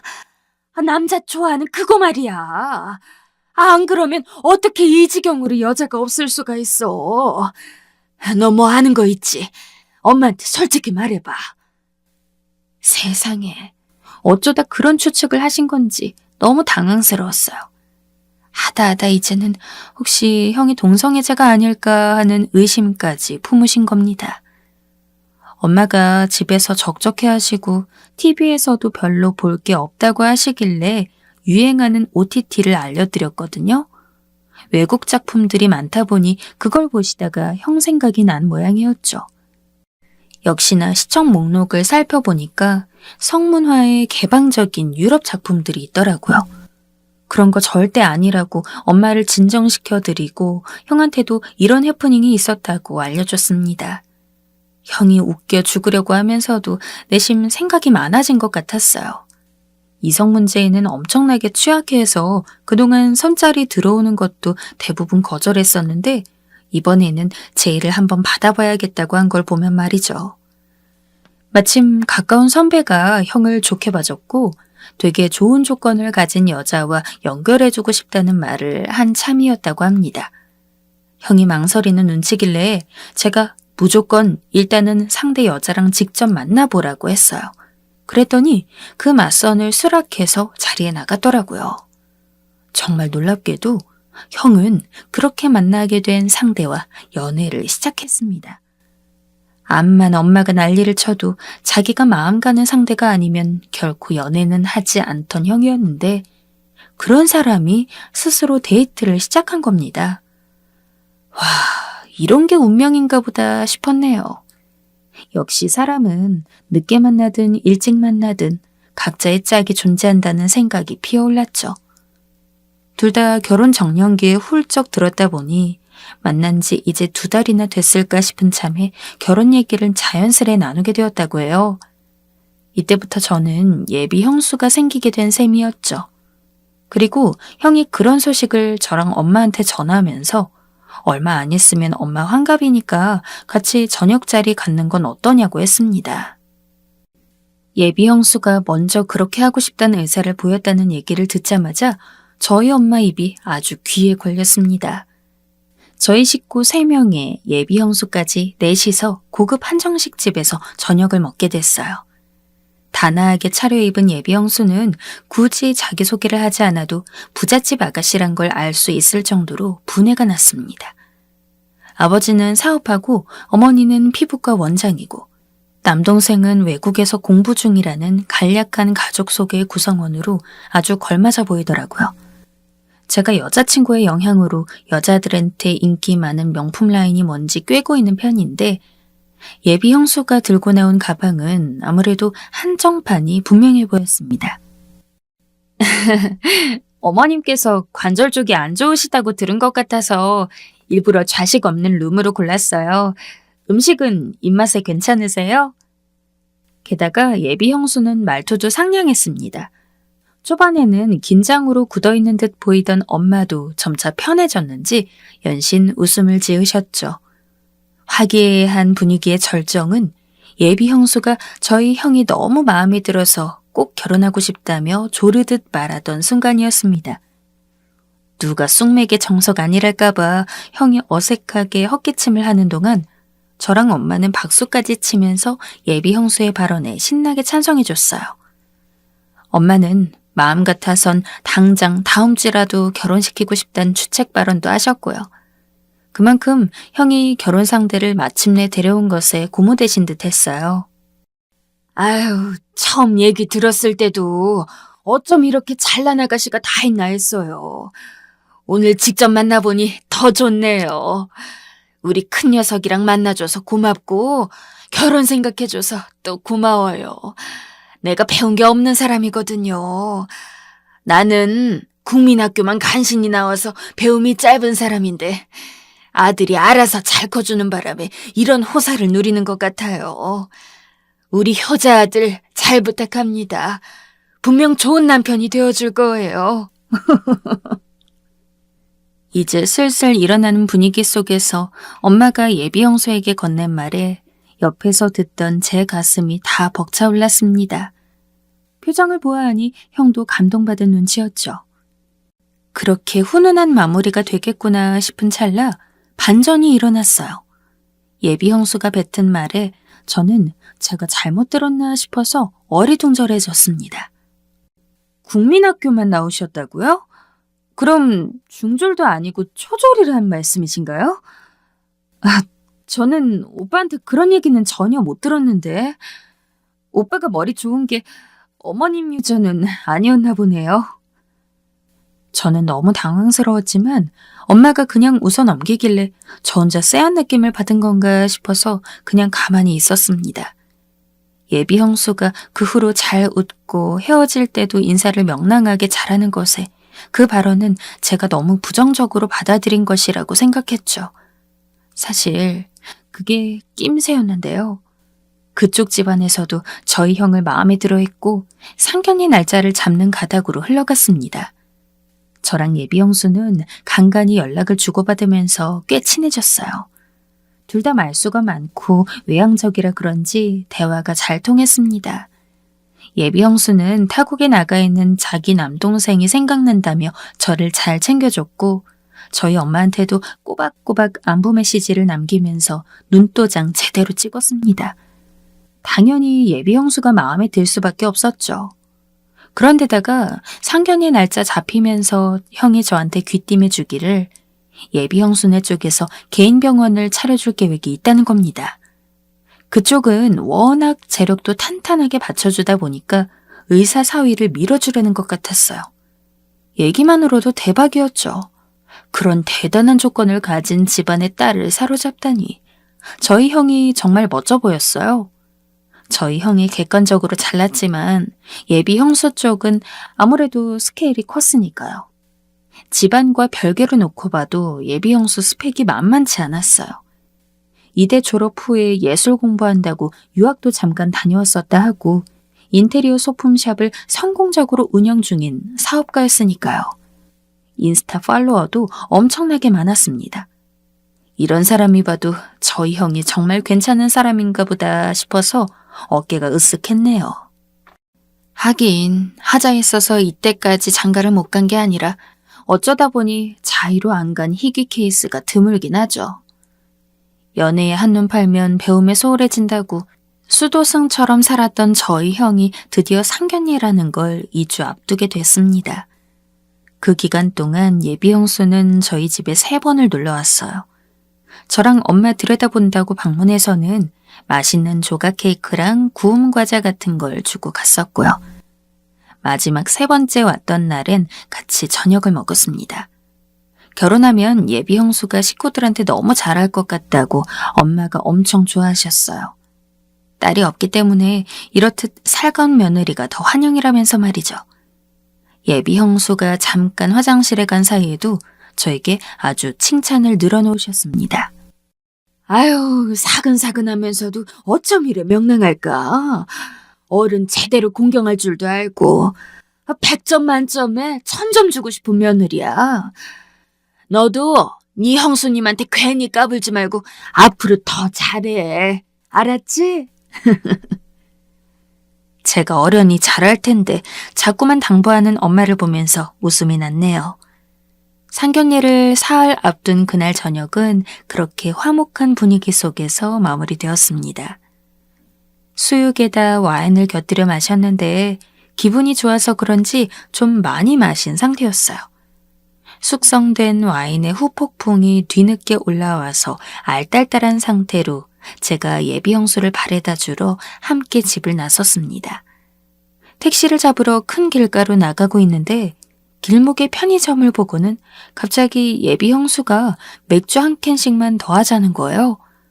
늦은 시간도 아니라 괜찮을 것 같았고 무거운 와인을 마셨더니 가벼운 맥주가 땡기긴 하더라고요. 그래서 살짝 고민하다가 그러자고 했습니다. 저는 이때까지만 해도 앞으로 펼쳐질 일에 대해서 전혀 조금도 예상을 못했습니다. 만약 알았다면 발걸음을 그대로 옮겼을는지 저도 잘 모르겠습니다. 맥주가 세트로 할인 중이라 4캔을 사버렸는데 요즘에는 편의점 앞에서 못 먹는다고 계산대에서 안내를 해주시더라고요. 그래서 바로 근처에 있는 공원으로 가서 예비 형수랑 맥주를 깠습니다. 그런데 독한 와인의 취기가 늦게 올라온 것인지 맥주 한 캔에도 정신이 몽롱해졌어요. 제가 그 정도 했으니 저보다 주량이 적은 예비 형수는 어느덧 완전히 취해 있었죠. 그런 상태에서 2캔째 따길래 제가 말렸는데 역부족이었죠. 예비 형수가 만취해서는 기분이 좋은지 시끄럽게 떠들어대길래 저도 그냥 맞장구를 쳐주었어요. 아유, 학교 다닐 때 학점도 좋았다면서 회사도 이렇게 잘 다니고 우리 도랄님 엄청 기특하시네. 네? 네. 저희 형제가 워낙 머리가 좋잖아요. 형이 너무 천재라 그렇지 저도 어디 가서 뒤지진 않아요. 그러니까. 너무 신기하다. 어쩜 그렇게 짧은 가방끈에서 이따만하게 긴 끈들이 나왔지? 취해서 알딸딸하다 보니 귀로 들린 얘기가 곧바로 파악이 안 되더라고요. 순간 제가 무슨 얘기를 들은 건가 곰곰이 되새김질해봤더니 아무래도 저희 엄마를 보고 짧은 가방끈이라고 부른 게 분명한 것 같았습니다. 그때 잔뜩 취한 예비 형수가 혼자서 킥킥 웃더니 저로선 도저히 용납할 수 없는 망발을 쏟아냈습니다. 아니, 무슨 중학교도 안 나왔대? 어우, 개무식해. 너무 놀라서 오죽하면 술 기운이 확 가시는 기분이었습니다. 취해서 눈까지 반쯤 감긴 예비 형수는 앉은 몸을 흔들면서 더욱 충격적인 발언을 이어갔습니다. 내가 지금은 참는다, 어? 결혼만 해봐. 바로 그냥 발길을 딱 끊어버려야지. 아까부터 무슨 소리를 하는 거예요? 아니, 어떻게 그런 생각을 할 수가 있어요?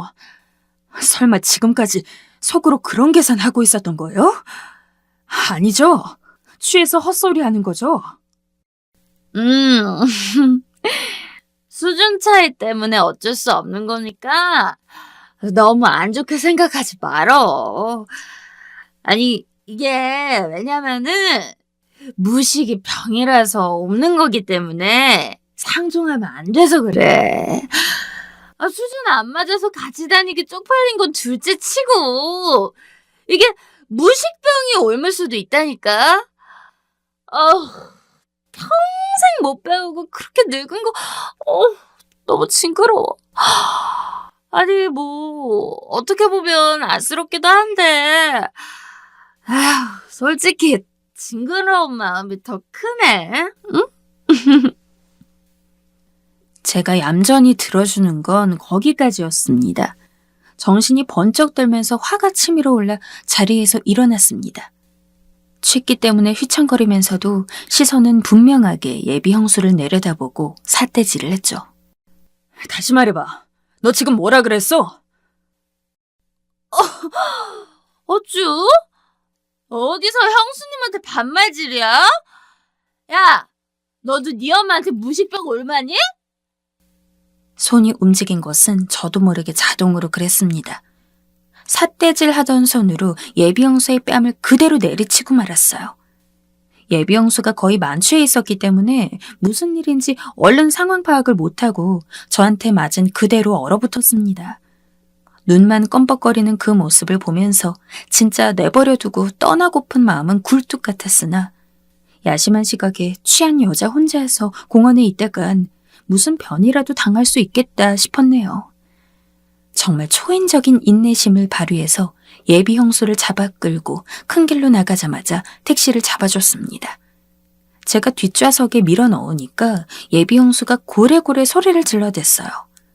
택시기사님이 화들짝 놀라서 쳐다보더군요. 이 여자가 진짜? 조용히 집에나 가세요.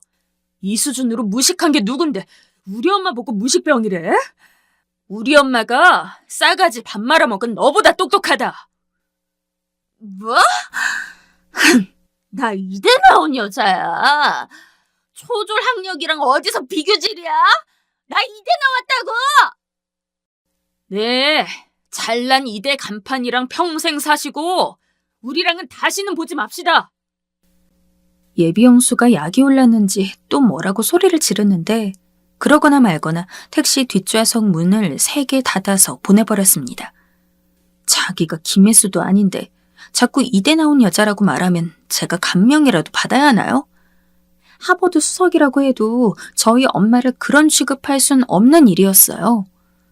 공원으로 돌아가서 남겨둔 맥주캔을 수습하는데 속에서 열불이 터지더라고요. 이게 다 무슨 일인가 싶고 예비 형수의 모습들이 가식이었단 것에서 큰 충격을 받았습니다. 그 가정에 넘어가서 누구보다도 환대해 주었던 엄마가 떠오르면서 눈물이 날 것 같았어요. 도저히 바로 집으로 가기엔 진정이 되질 않아서 형한테 전화를 했습니다. 취하기도 취했고 감정도 들끓어오르니까 말이 똑바로 안 나갔는데 그래도 예비 형수의 숨겨진 본심을 봐버려서 둘 사이를 지지해 줄 수 없다는 의사 표현 정도는 분명히 했습니다.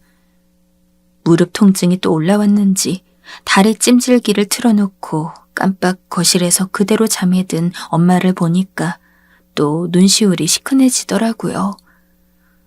엄마 깰까봐 조용히 씻고 심란한 상태로 핸드폰을 하고 있는데 저희 형이 집에 왔습니다. 전화로 제 얘기를 듣자마자 병원 근처 자취방에서 출발했다고 합니다. 자정이 다 된 시간이었지만 바로 달려온 형을 보면서 정말이지 저희 형다운 실행력이라는 생각이 들었네요. 형은 전화로 들은 제 목소리가 많이 취한 것 같길래 진위 여부가 정확히 어떻게 되는지 궁금해서 달려왔다고 했습니다. 저는 오늘 예비 형수로부터 들은 말 그리고 제가 받은 인상을 형한테 똑바로 전달해주기 전에 저도 듣고 싶은 게 있다고 말했어요. 바로 형이 얼만큼 예비 형수와 결혼을 하고 싶어 하는지에 대해서였죠. 그러자 형이 생각에 잠긴 표정이 되더니 제가 미처 몰랐던 진전 상황에 대해 알려주었습니다. 예비 형수네가 상가를 새로 계약했는데 그곳에서 형한테 개인 병원을 차려주는 것으로 구체적인 가닥이 잡혔다는 내용이었어요. 그러니까 모든 준비는 다 되었고 두 사람이 결혼까지 한 발짝만 더 디디면 완벽하게 끝나는 일이었습니다. 와, 진짜 돌겠더라고요. 제가 무슨 해피엔딩을 가로막는 악당이 된 것 같아서 너무 착잡했어요. 하지만 그렇다고 해서 제가 마주한 예비 형수의 진면목이 사라지는 것은 아니니까 저는 그냥 있는 그대로 다 형한테 알려주었습니다. 형은 단 한마디도 끼어들지 않고 제 얘기만 묵묵히 들었고요. 그 여자랑 결혼하면 나 형이랑 앞으로 못 봐. 내가 안 보고 살 거야. 제가 진지하게 말하니까 형이 손으로 얼굴을 문지르면서 한숨을 푹 내쉬었습니다. 그리고 그 늦은 시간에 굳이 자취방으로 돌아갔어요. 저는 새벽에도 잠이 안 와서 눈만 말똥이 뜨고 있다가 출근했습니다. 하루 종일 피곤하고 머리에 잡생각이 많아서 일이 안 잡히더라고요. 그렇게 터덜터덜 무거운 발걸음으로 퇴근까지 했는데 집에 오니까 형이 와 있었습니다. 오래간만에 세 식구끼리 집에서 저녁을 먹었어요. 혹시 저 오기 전에 형이 엄마랑 무슨 얘기라도 나눈 것인가 싶어서 밥을 먹는 동안 눈치 살피느라 바빴네요. 엄마가 이상할 만큼 차분해 보였거든요. 밥 먹고 나서 형이랑 방에 들어와 따로 대화를 했습니다. 형은 저보다도 훨씬 피곤한 얼굴이었는데 어딘가 후련한 기색이었습니다. 서로 이견이 있어서 결혼은 힘들 것 같다고 엄마한텐 그 정도로만 우선 말해놨다. 너도 쓸데없는 말 얹지 말고 알아서 잘 처신해. 진짜? 형, 그럼 그 여자랑 결혼 안 하는 거야? 당연하지. 이미 쫑났어, 임마. 형, 그런데 병원 차려서 나가고 싶어 했잖아. 그거 놓쳐도 괜찮은 거야? 아쉬워도 별 수 없지. 아무리 그래도 엄마 무시하는 여자랑은 절대 결혼 못해. 역시 저희 형이었습니다. 하루 만에 상황 종료 때리는 모습에 정말 감탄사가 절로 나왔네요. 저희 엄마 폰에서 예비 형수 번호를 빠르게 차단 박아놨어요. 그런데 당연한 거지만 저한테 연락을 하더라고요. 서로 취했었기 때문에 의사소통에 오류가 있었던 것 같다며 제가 잘못 듣고 오해한 거라고 예비 형수가 우기더군요. 그래서 제가 핸드폰으로 녹음 다 해놔서 증거 있다고 했더니 바로 돌변했습니다. 너 나 쳤지? 공원 CCTV 따서 내가 너 고소할 거야. 결혼 망쳐놓고 네가 두 다리 뻗고 잘려나 본데 내가 가만 안 둬. 그러시든가. 저 피소당하면 진행 상황은 그쪽 인스타 계정에다가 중계할게요.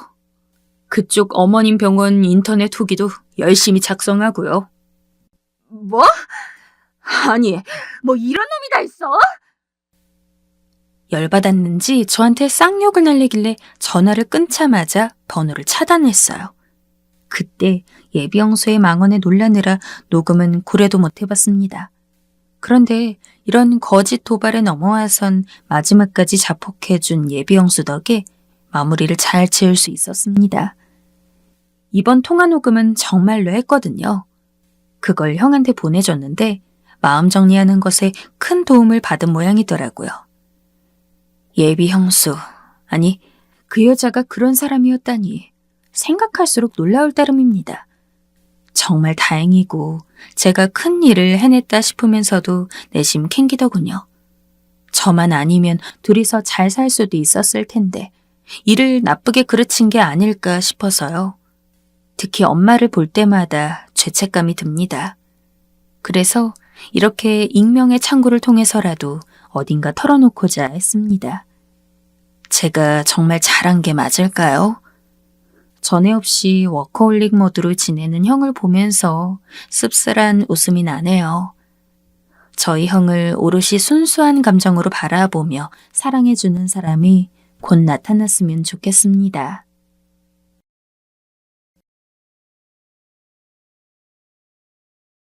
가끔 인생이 너무 지독하게 안 풀린다 싶을 땐 누구나 너무 힘들잖아요. 하지만 그럴 때 남의 삶도 그렇게 눅눅한 것만은 아니란 얘기를 들으면 사실 이러면 안 되지만 왠지 모르게 조금은 마음이 편해질 때가 있습니다. 나만 이렇게 힘들게 사는 게 아니구나. 다들 저마다의 장소에서 고군분투하고 있구나 싶을 때가 있으니까요. 그래서 한편으론 여기 사연을 들을 때마다 여러 가지 마음이 교차하고 때론 위로받기도 했던 것 같아요. 그러다 보니 비로소 남에게 제 얘기를 털어놓을 수가 있는 때도 오게 되었고요. 사실 어딘가에 제대로 털어놓고 소위 어떤 지저분한 기억을 버리는 작업을 하고 싶어서 이곳을 선택하게 되었어요. 그런 용도로 사용하게 되어 어떻게 보면 죄송하기도 하지만 그냥 너무 어이없는 불행한 일을 겪은 한 여자의 넋두리라고 생각하고 들어주세요. 저는 남편과 동갑이었고 친구 커플이 소개해주어 만나게 됐어요. 우리는 20대 중반에 만나 한창 연애하다가 적당한 때에 결혼을 하게 되었는데요. 그런 우리 사이에서 딸도 하나 낳게 되었고 남편이나 저나 하나밖에 없는 딸아이를 정말 소중히 예뻐하면서 키우게 되었어요. 세상 그 어떤 부모가 자기 자식이 소중하지 않겠냐마는 우리 남편은 당시에 뭔가 더 유별났던 것 같아요. 조금이라도 뭘 잘못 먹을까봐 불침번을 서가면서 본인이 분유를 먹이고 돌보기도 하고 밤 늦게까지 일하고 와서 피곤한 와중에도 꼭 본인이 아기를 씻기고 재웠거든요. 그렇게 시간이 지나면서 아이가 유치원에 다니게 되었고 중간에 잠깐 아팠던 적도 있었지만 계속해서 무난히 또래들과 비슷하게 성장했어요. 전 당시에 일을 하고 있었기 때문에 왔다 갔다 하면서 저희 엄마에게 맡기기도 하고 시댁에도 도움을 받기도 했는데요. 아침 일찍 아이를 맡기고 이후에는 남편과 제가 돌아가면서 애를 데려오길 반복하는 생활을 했답니다. 딸은 저와 남편을 딱 반반 닮았는데 성향은 아빠를 닮아 감성적이기도 하고 섬세한 부분이 있었어요. 자기라면 껌뻑 죽는 아빠에게 엄청나게 애교를 부리기도 했고 가끔 그 사랑을 믿고 버릇없이 굴 때도 있었는데요. 아무튼 어찌 보면 매우 평범하고 어찌 보면 우리에게만 매우 특별한 그런 일상을 보냈어요. 당시 우리는 한 동네에서 꽤 오래 살면서 동네 주민들과도 얼굴을 오래 익혀왔고 아이 친구 엄마들과도 나름의 돈독한 울타리를 엮어가면서 살아왔답니다. 그 동네에서 어린이집과 유치원을 졸업하고 학교도 다니고 약간 혼란스러웠던 1학년 시기엔 저도 1학년 엄마로서 엄청 정신없는 시간을 보냈어요. 딸아이가 하고 싶은 것도 점점 많아지면서 학원도 많이 다니고 싶어 하기에 바쁜 와중에도 이것저것 스케줄을 잡아 넣어주기도 했답니다. 그렇게 3, 4학년이 지나고 5학년이 되었을 무렵 더 어릴 때 제가 권유했을 때도 관심 없어 하던 피아노를 갑자기 하고 싶다는 거예요. 뭐 같은 반에 좋아하는 남자애가 있는데 걔가 하는 것 같더라고요. 어떤 면에선 그런 부분이 너무 귀엽게 느껴지기도 하고 이 얘기를 남편에게 했더니 무척 장난스러운 표정으로 귀여워하는 게 느껴졌어요. 마침 집 바로 부근에 있는 학원이었기에 빡빡한 공부 스케줄에서 밀리고 밀려 제일 늦은 타임에 넣어주기로 했는데요. 가끔 남편이 일찍 퇴근할 때에는 본인이 학원에 가서 딸을 데려오기도 하더라고요. 대체 그 남자 녀석이 누구인지 얼굴 좀 봐야겠다며 말이에요. 당시 딸아이가 충분히 집으로 올 수 있는 나이이긴 했지만 워낙 어릴 때부터 남편은 모든 걸 자기 손으로 딸에게 해주고 싶어 했기에 이런 부분은 남편의 참 좋은 부분으로 저는 생각하고 있었어요. 둘이 돌아와서 도란도란 얘기를 나누며 학원이며 학교에서 있었던 일들을 말하고 있는 풍경도 제 눈엔 무척 좋게 보였고요. 그렇게 저는 그 즈음의 일상에 대해 정말 조금의 의문도 아무런 의심도 그 어떤 상상조차 하지 못하고 완전히 백지 상태로 돌려둔 채 한창 쏟아지고 있는 제 직장 일에만 집중을 하고 있었답니다. 그런 시간들이 몇 달 정도 이어지는 동안 그 사이에 나에게 어떤 위기가 닥쳐오고 있는지 조금도 인식을 못한 채 말이에요. 제가 너무 우둔하고 바보 같았던 것인지 아니면 정말 그때 일이 너무나 갑작스럽게 교통사고 마냥 들이닥쳤기에 우리 가족이 모두 움찔하지 못하고 당하기만 한 건지 모르겠어요. 솔직히 사고라고 표현하는 게 맞을지 모르겠지만 화목하다면 화목하다는 소리를 듣고 있는 우리 집에서 곡소리가 나게 된 것은 분명하니 그 외의 표현이 딱히 떠오르지가 않아요. 당시 상황이 이렇게 이상하게 풀려나가게 된 데엔 모든 원인이 피아노 학원에 있었어요. 딸아이가 5학년이 되고 새로운 반에 올라가서 만난 한 남자아이로 인해 그 애를 학원에서 또 보고 싶다는 아주 단순하고 귀여운 이유로 시작된 건데요. 저는 그 시발점조차 나중에는 증오하게 되어 애꿎은 딸을 원망하게 되기도 했답니다. 바로 이 학원에서 우리 딸과 그 남자아이를 가르쳐주던 파트타임 여선생님으로 인해 우리 가정은 완전히 산산조각 나버렸기 때문입니다. 심지어 그 선생님은 우리 딸이 무척 좋아하고 따랐던 선생님이었어요. 당시 40대에 막 접어들었던 우리에 비해 그 선생님은 이제 막 20대 중반에 한창 젊고 예쁜 사람이었어요. 딸아이도 자기랑 나이 차이가 엄청나게 나지 않으면서도 친구같이 편하게 대해주고 예쁜 선생님이다 보니 무척 좋아했었고요. 처음에는 같은 반 남자애 때문에 다니긴 했지만 하다 보니 피아노도 생각보다 그렇게 막 지루하진 않고 좀 할만했었나 봐요. 당시 자기를 맡아 가르쳐주는 선생님, 김희원 선생님 때문에 제법 재밌다고 했었거든요. 제가 좀 일찍 퇴근했던 날에 딸이 보고 싶어서 한번 들렀는데 정말 딸 말처럼 예쁘장하고 앳되게 생긴 선생님이 나와 인사를 하시더라고요.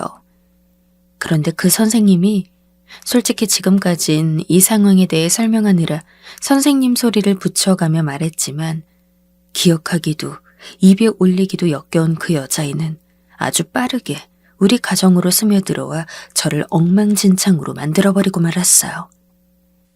대체 그 아니, 지금부터는 그냥 제가 그 사건 당시 부르던 방식대로 그 여자라고 말을 편히 할게요.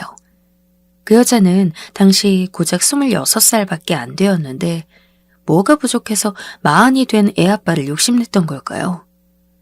솔직히 욕심냈다는 표현도 좀 웃기긴 한 것 같아요. 그 여자 혼자 손뼉치고 부채로 불을 붙이다가 집이 홀라당 타버린 것도 아니고 똑같이 상대가 손을 잡고 강강수월래 돌아주니 그 사단이 나지 않았겠어요. 남편이 평소 일찍 퇴근하거나 조금이라도 시간이 난다면 그때마다 될 수 있는 한 딸과 시간을 보내고 싶어 하는 건 아주 일상적인 일이었어요. 그렇기에 가끔씩 학원으로 딸을 데리러 가는 것도 이상하지 않게 여겼고요. 그랬는데 대체 둘이서 어디서 접점이 일어났는지 모르겠으나 그 여자와 남편은 개인적으로 연락을 주고받게 되었고 따로 밖에서 만나게 된 것이었습니다. 이 사실 자체도 보통의 평범한 아내들이라면 제정신에 있기 힘든데 전 정말 치욕스러운 상황을 통해 이 사실을 접하게 되었어요. 둘이 만나고 있다는 사실을 제가 어쩌다 알게 된 것도 아니며 누군가의 제보를 통해 듣게 되었는데요. 정말 수치스럽게도 같은 동네에서 저와 사이가 썩 좋지 않은 사람, 그러니까 우리 딸아이와 같은 학교를 다니고 있는 애엄마를 통해 듣게 된 거예요. 아이가 2학년 때쯤 같은 반이었을 때 서로 다른 문제로 감정이 상했던지라 연락도 잘 안 하고 있었는데 갑작스레 연락이 와서는 저한테 할 말이 있다면서 저녁에 어디서 보자고 하더라고요. 웬만하면 안 엮이고 싶던 애엄마였고 그래도 같은 학교니 더 껄끄럽게 지낼 수는 없어서 어쩔 수 없이 좀 짜증스러운 얼굴로 나갔어요. 그런데 돌아온 말은 정말 저를 그 자리에서 도망가고 싶게 만들 정도로 끔찍한 얘기였어요. 저기 현주 엄마, 있잖아.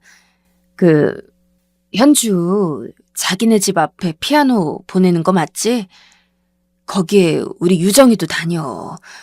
유정이는 거기 1학년 때부터 다녀서 내가 아주 잘하는데 올 초에 새로 들어온 선생님이 현주 가르치는 것 같더라고. 근데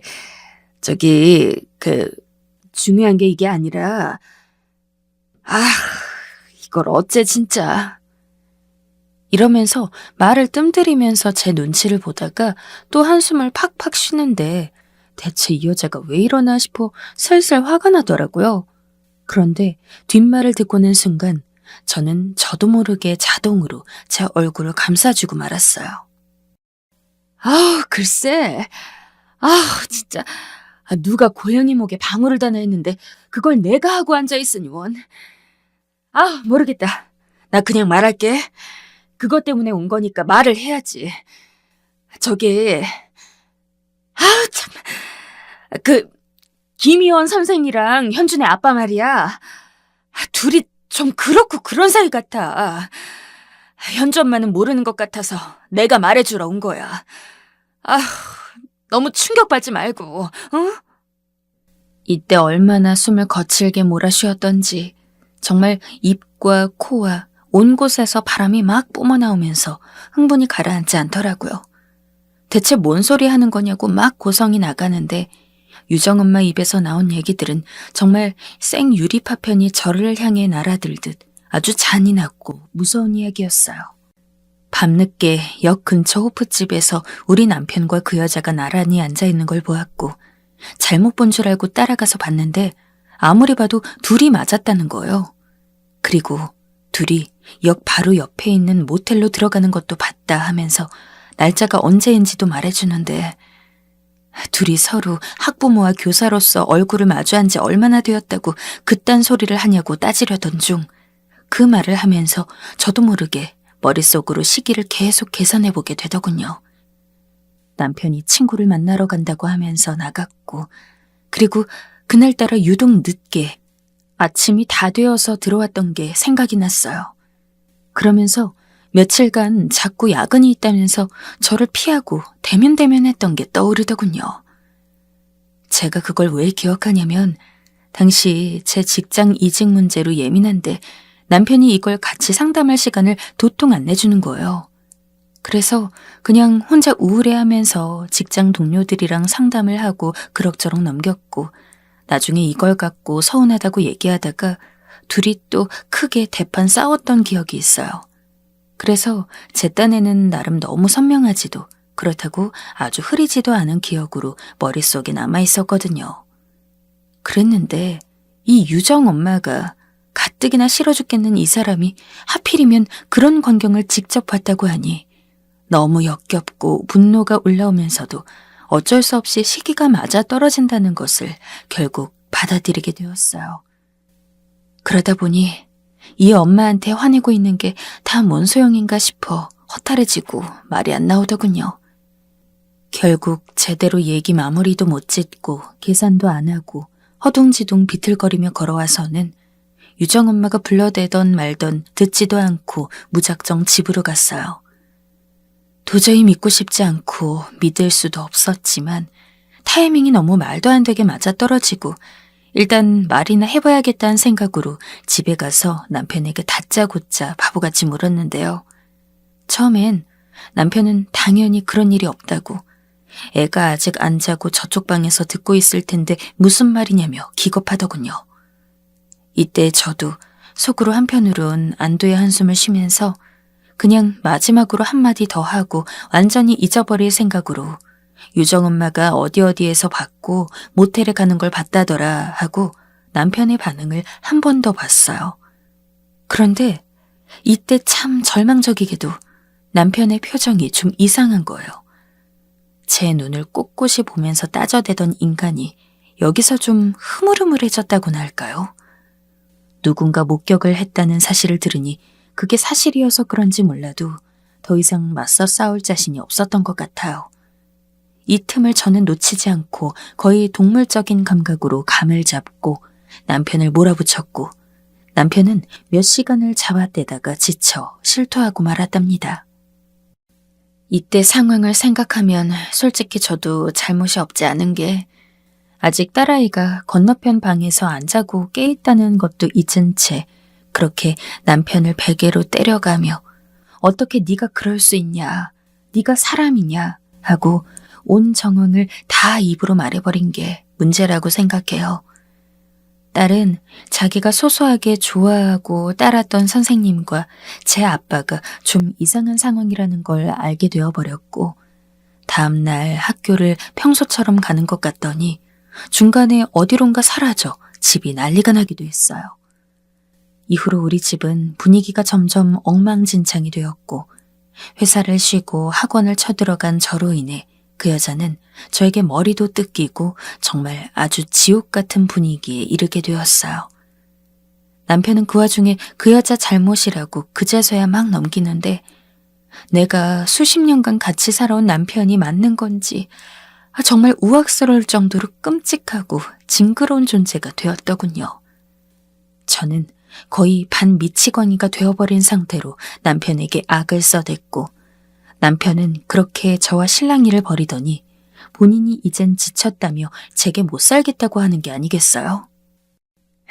영미야, 내가 잘못한 거 아는데 너도 그렇고 나도 그렇고 우리 이렇게는 못 살겠다. 그만하자. 내가 다 미안해. 이런 말은 제 입에서 나오는 게 정상이지 않을까요? 어떻게 남편은 본인이 먼저 이혼 얘기를 꺼낼 수 있는 건지, 본인 입으로는 그 여자랑 이미 정리도 했다면서 그냥 모든 게 다 지긋지긋하다고 이 집을 떠나고 싶다고 하더군요. 저는 충격으로 직장도 완전히 붕 뜬 상태로 무작정 사직서를 내버리고 미친 여자처럼 집에 있는데 남편은 그런 저에게 이혼을 통보하고 나가버렸습니다.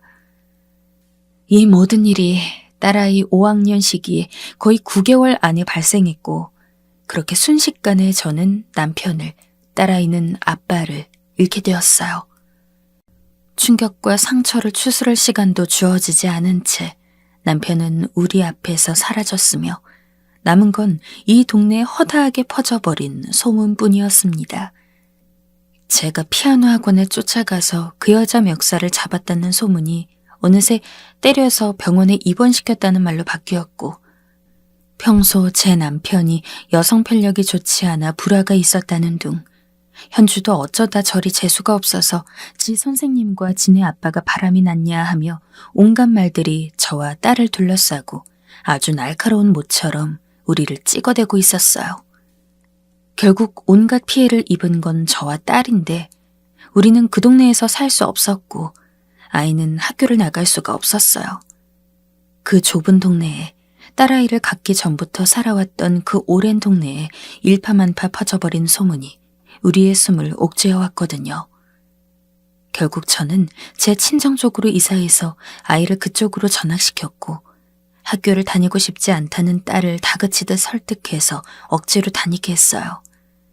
저는 한동안 알아누웠고 그 누구도 치료해 줄 수 없는 이 상처를 스스로 싸매고 달래느라 무척이나 모진 시간을 보냈어요.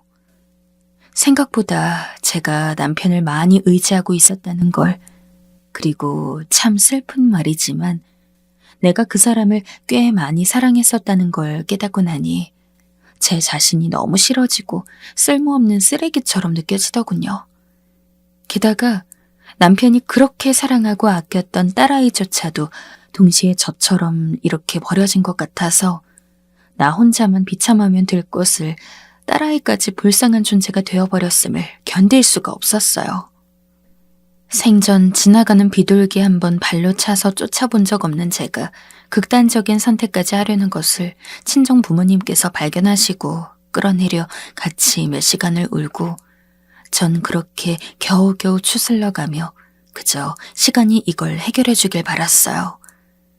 당시 딸아이에게 너무 미안한 게 나만 정신과 치료를 받을 게 아니라 저 못지않게 충격을 받았을 딸아이도 보듬고 함께 치료를 받았어야 했어요. 어찌어찌 초등학교 시기는 넘겼지만 중학교에 가고 고등학교에 갈 무렵 그 응어리가 피고름이 터지듯 폭발하면서 일탈을 하더군요.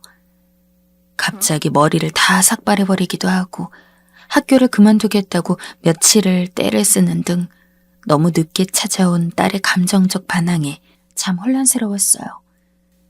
그나마 불행 중 다행인 건 제가 그나마 좀 충격을 다스리고 안정을 찾아가던 때였다는 거예요. 그렇기에 이때 딸아이가 퍼부어대는 온갖 반항적인 얘기들, 끝을 알 수 없는 일탈적인 행동들을 그냥 울며 샌드백 마냥 제가 다 받아주었던 것 같아요. 아무리 울고 울어도 딸은 좀처럼 나아지지 않았고 거의 제가 다 포기하고 내려앉아 너덜너덜해질 쯤 그제야 조금은 저를 이해하려는 듯 보이더군요. 고등학교를 간신히 졸업하긴 했지만 이후에 대학도 안 가겠다고 하더니 갑자기 또 가겠다는 거예요. 또래들보다 좀 늦어지긴 했어도 그래도 저는 딸이 일단 더 이상 가정 문제에 얽혀 있어 지 아빠나 엄마를 원망하지 않고 다른 새로운 뭔가를 바라보는 자체로 힘이 났어요. 그래서 뭘 하든 괜찮다고 너 하고 싶은 대로 하라며 겨우 우리는 그제서야 서로를 붙들고 울면서 많은 것들을 털어냈고요. 정말 아주 지루하게 길면 길게 느껴졌던 시간, 악몽같이 느껴져 얼른 지나가길 바랐던 시간들이 어느덧 10년이 되었더군요. 이제야 딸과 조금이라도 진심끼리 맞닿은 화해 아닌 화해를 하고 다른 출구를 향해 나아가려고 하는데 갑자기 웬 말 같지도 않은 행성 충돌 같은 만남이 일어나고 말았어요. 솔직히 단 한 번이라도 재회를 꿈꿔본 적 없냐고 하면 없다고 말할 수는 없지만 그것도 아직 그 충격이 가시지 않았던 초기 2, 3년 정도였지 그 후에는 그저 원망과 증오만 남아있었어요. 딸아이와 옥신각신하며 서로 감정적으로 밀치고 싸우던 그 수년의 시간에선 더 악을 쓰고 저주하게 되었던 그 존재가 이제 모든 파도가 다 잔잔해지고 조금씩 묻히 드러나려고 하는데 아주 비겁하게 얼굴을 내민 것입니다. 바로 올 초에 갑자기 남편이 우리의 생활 속으로 얼굴을 드러내게 된 거예요. 따는 지가 애비라고 그래도 지가 뭘 잘못해서 이런 절망의 구렁텅이에 빠졌다는 걸 알긴 아는 건지 아주 죽을상을 하고 비굴한 얼굴로 나타났어요. 우리 친정은 쭉 같은 곳에서 살고 있기 때문에 뭔가 알아보려고 찾아왔다가 거기서 살고 있는 저와 딸을 마주하게 되어버린 겁니다. 딸은 이것저것 자격증을 따기 위해 학원을 다니고 있었는데 그걸 준비하려고 나가려던 길이었어요. 저는 저희 엄마가 하시는 반찬 가게를 도와드리려 같이 나오고 있었고요. 글쎄 그 앞에 애 아빠가 남편이 아주 익숙하면서도 비굴한 멋쩍은 낯을 하고 서 있는 거예요. 처음에는 잘못 본 거겠지, 뭔가 환영이라도 본 거겠지 싶어 계속해서 뚫어져라 쳐다봤어요. 그런데 정말 그 인간이 맞았던 거예요. 조심스러워하고 어쩔 줄 몰라 하는 태세를 취하며 안절부절 못하면서도 그럼에도 계속 쭉 직진해서 우리 쪽으로 걸어오더군요. 10년 전 초등학교 5학년이었던 딸이 이제 22살이 되어 키가 자기 엄마보다 머리 하나가 더 클 정도로 훌쩍 커버렸으며 얼굴은 아빠인 본인과 똑같이 닮게 커가지고선 매우 황당한 얼굴로 본인을 쳐다보는 모습이 남편에겐 그 순간 뭔 감정이 그렇게 동하고 울컥하게 느껴졌는지 눈가가 번쩍이면서 눈물을 머금고 있는 것 같더군요. 저와는 차마 눈도 못 맞추면서 자기 딸은 뭐 자기를 조금이라도 그리워하거나 생각했을 거라고 여겼던 걸까요? 아니면 아직도 딸이 어릴 때 자기와 볼을 부비며 마냥 안기던 기억을 지금 이 순간도 작동하고 있을 거라고 멍청하게 생각했던 걸까요? 막 눈물을 글썽이면서 그대로 딸에게 직진하더니 아빠가 어쨌네 하면서 잘 있었냐, 미안하다 하는 따위의 말을 겁도 없이 주절거리고 있는 거예요. 저는 너무 어이가 없어서 그냥 그대로 멈춰 상황을 지켜봤어요. 그러면서 딸아이의 어깨에 손을 댔는데 남편은 키가 180 정도였고 딸아이가 170 정도로 큰 키예요. 딸은 바로 그 손을 날카롭게 쳐내더니 눈에 살기를 띠면서 제 아빠에게 욕지기를 내뱉지 뭡니까? 꺼져. 지랄 꼴값하고 자빠졌네. 정신 나갔어? 네가 무슨 아빠야. 안 꺼져? 저도 순간 움찔할 정도로 딸아이가 이렇게 거칠게 남편을 쏘아보는데 남편은 충격이라는 말로는 표현이 부족할 정도로 완전히 얼이 빠진 얼굴을 하고 있었어요. 하루아침에 벼락거지가 된 것 같은 표정으로 서 있더군요.